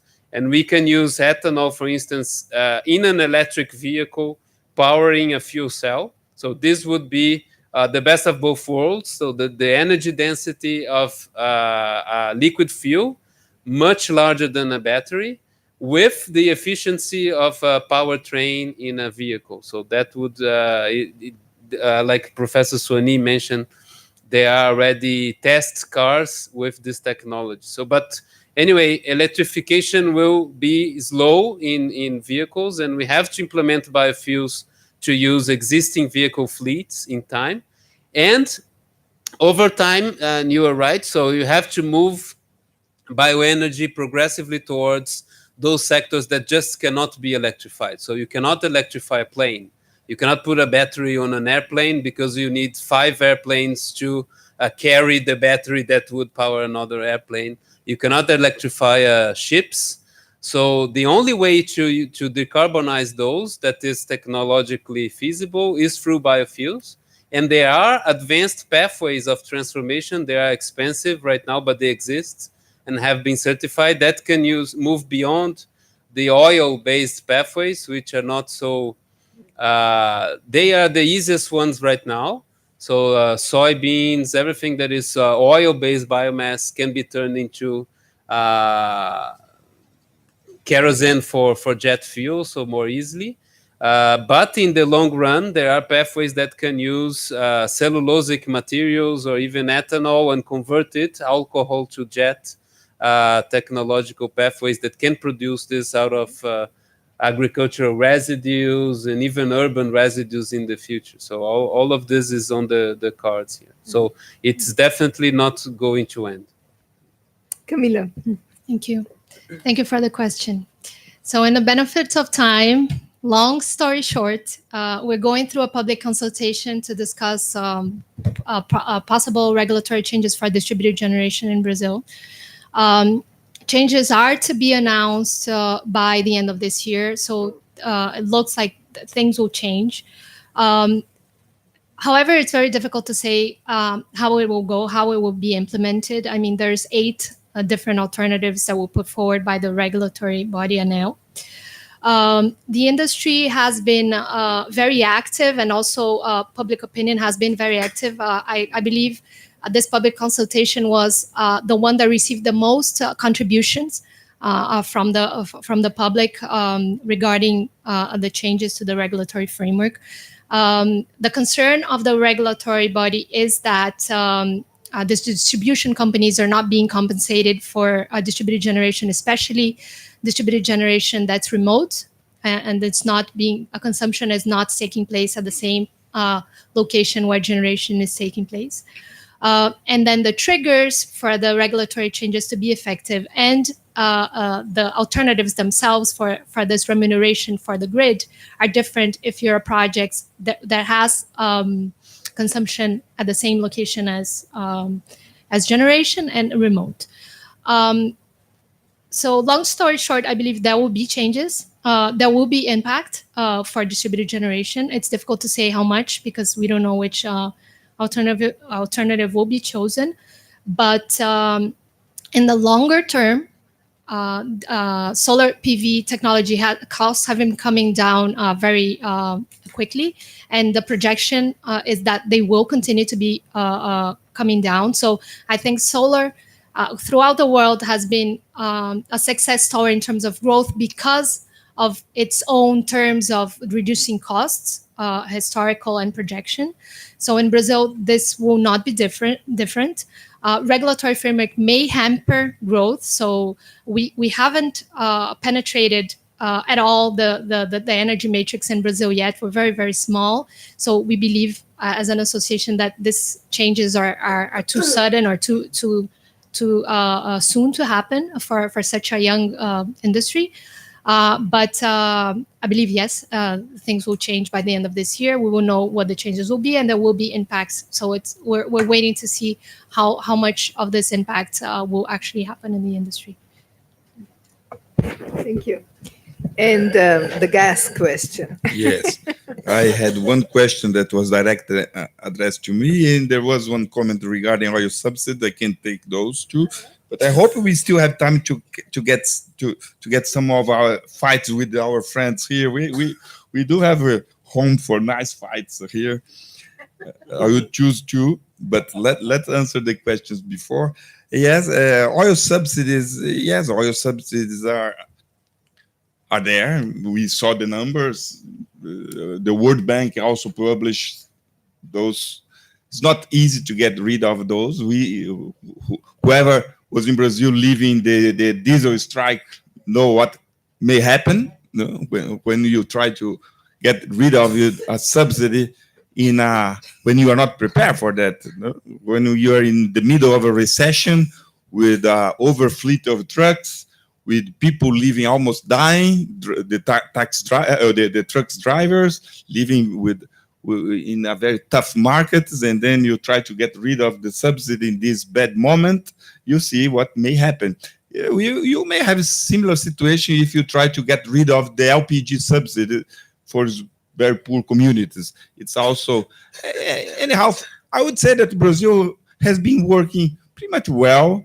We have reduced substantially the total subsidy in oil products. We still have some subsidy with LPG. We have some subsidy with diesel, and those have a strong impact in inflation. So it's always difficult to deal with those. And sometimes we have some difficulties in some short-term subsidies when we have a price too much volatile. Then the airlines, they don't play the games that airlines are supposed to play. They should be hedging themselves in the financial market. They don't want to get this cost, and then they give the bill to Petrobras. And then sometimes we are obliged to subsidize the kerosene for aviation. Sometimes we are obliged to subsidize the naphtha for the petrochemical. We saw those subsidies are less sustainable. I would say those are big companies dealing with big companies, and sometimes under very strange backgrounds. No, the petrochemical subsidies was something strange.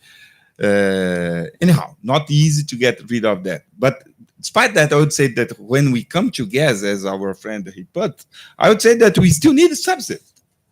There is no way to build this industry in Brazil without subsidy. Of course, we have to figure out how can we incorporate that subsidy. In the past, how we did, who paid for that subsidy? The government and the elite of the society that are the shareholders of Petrobras. Petrobras was paying for those subsidies. Who was the owner of Petrobras? The government and the elite of the society. That was a good way to pay for that subsidy. We are the elite of the society, are the beginners of getting access to the gas. So they are supposed to pay for it. But I would say that for firm demand, it's not a problem forever problem. It's a problem of 10 years problem. Gas doesn't need firm demand forever. Gas needs firm demand for paying for the infrastructure construction. This is 10 years. So for 10 years, and then I start my fight with Godinho. No? For 10 years, we do need to use the gas here. It's just a dream. Your idea to export the Brazilian gas to Asia. There are too many people trying to export the gas to Asia. Qatar was supposed to export to US. Nigeria was supposed to export to US. Everybody, the world was preparing to export to US, and now the US want to export to the world. So the Brazilian gas has no market outside Brazil. That's a dream. All right. Well, clearly this is not the end of the discussion, but the beginning. But there is a lunch break, and I think people are entitled to eat some food and refuel their own energies. Pardon me? Flex fuel. Yeah, exactly. We will, however, have opportunity to continue the conversations because we continue in the afternoon. And I would like to thank all the distinguished speakers on this panel. I would like to thank them for their very substantial and far-reaching and very interesting comments and for their willingness to engage here.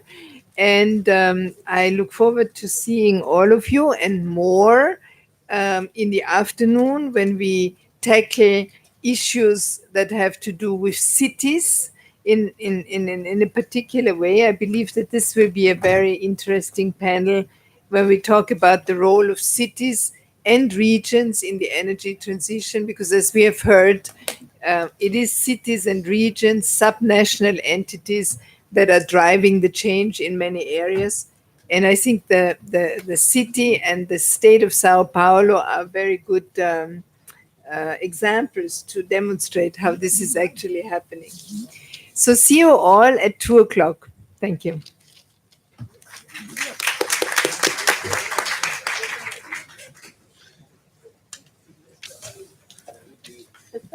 Your presentation will be available. Will be available, yes.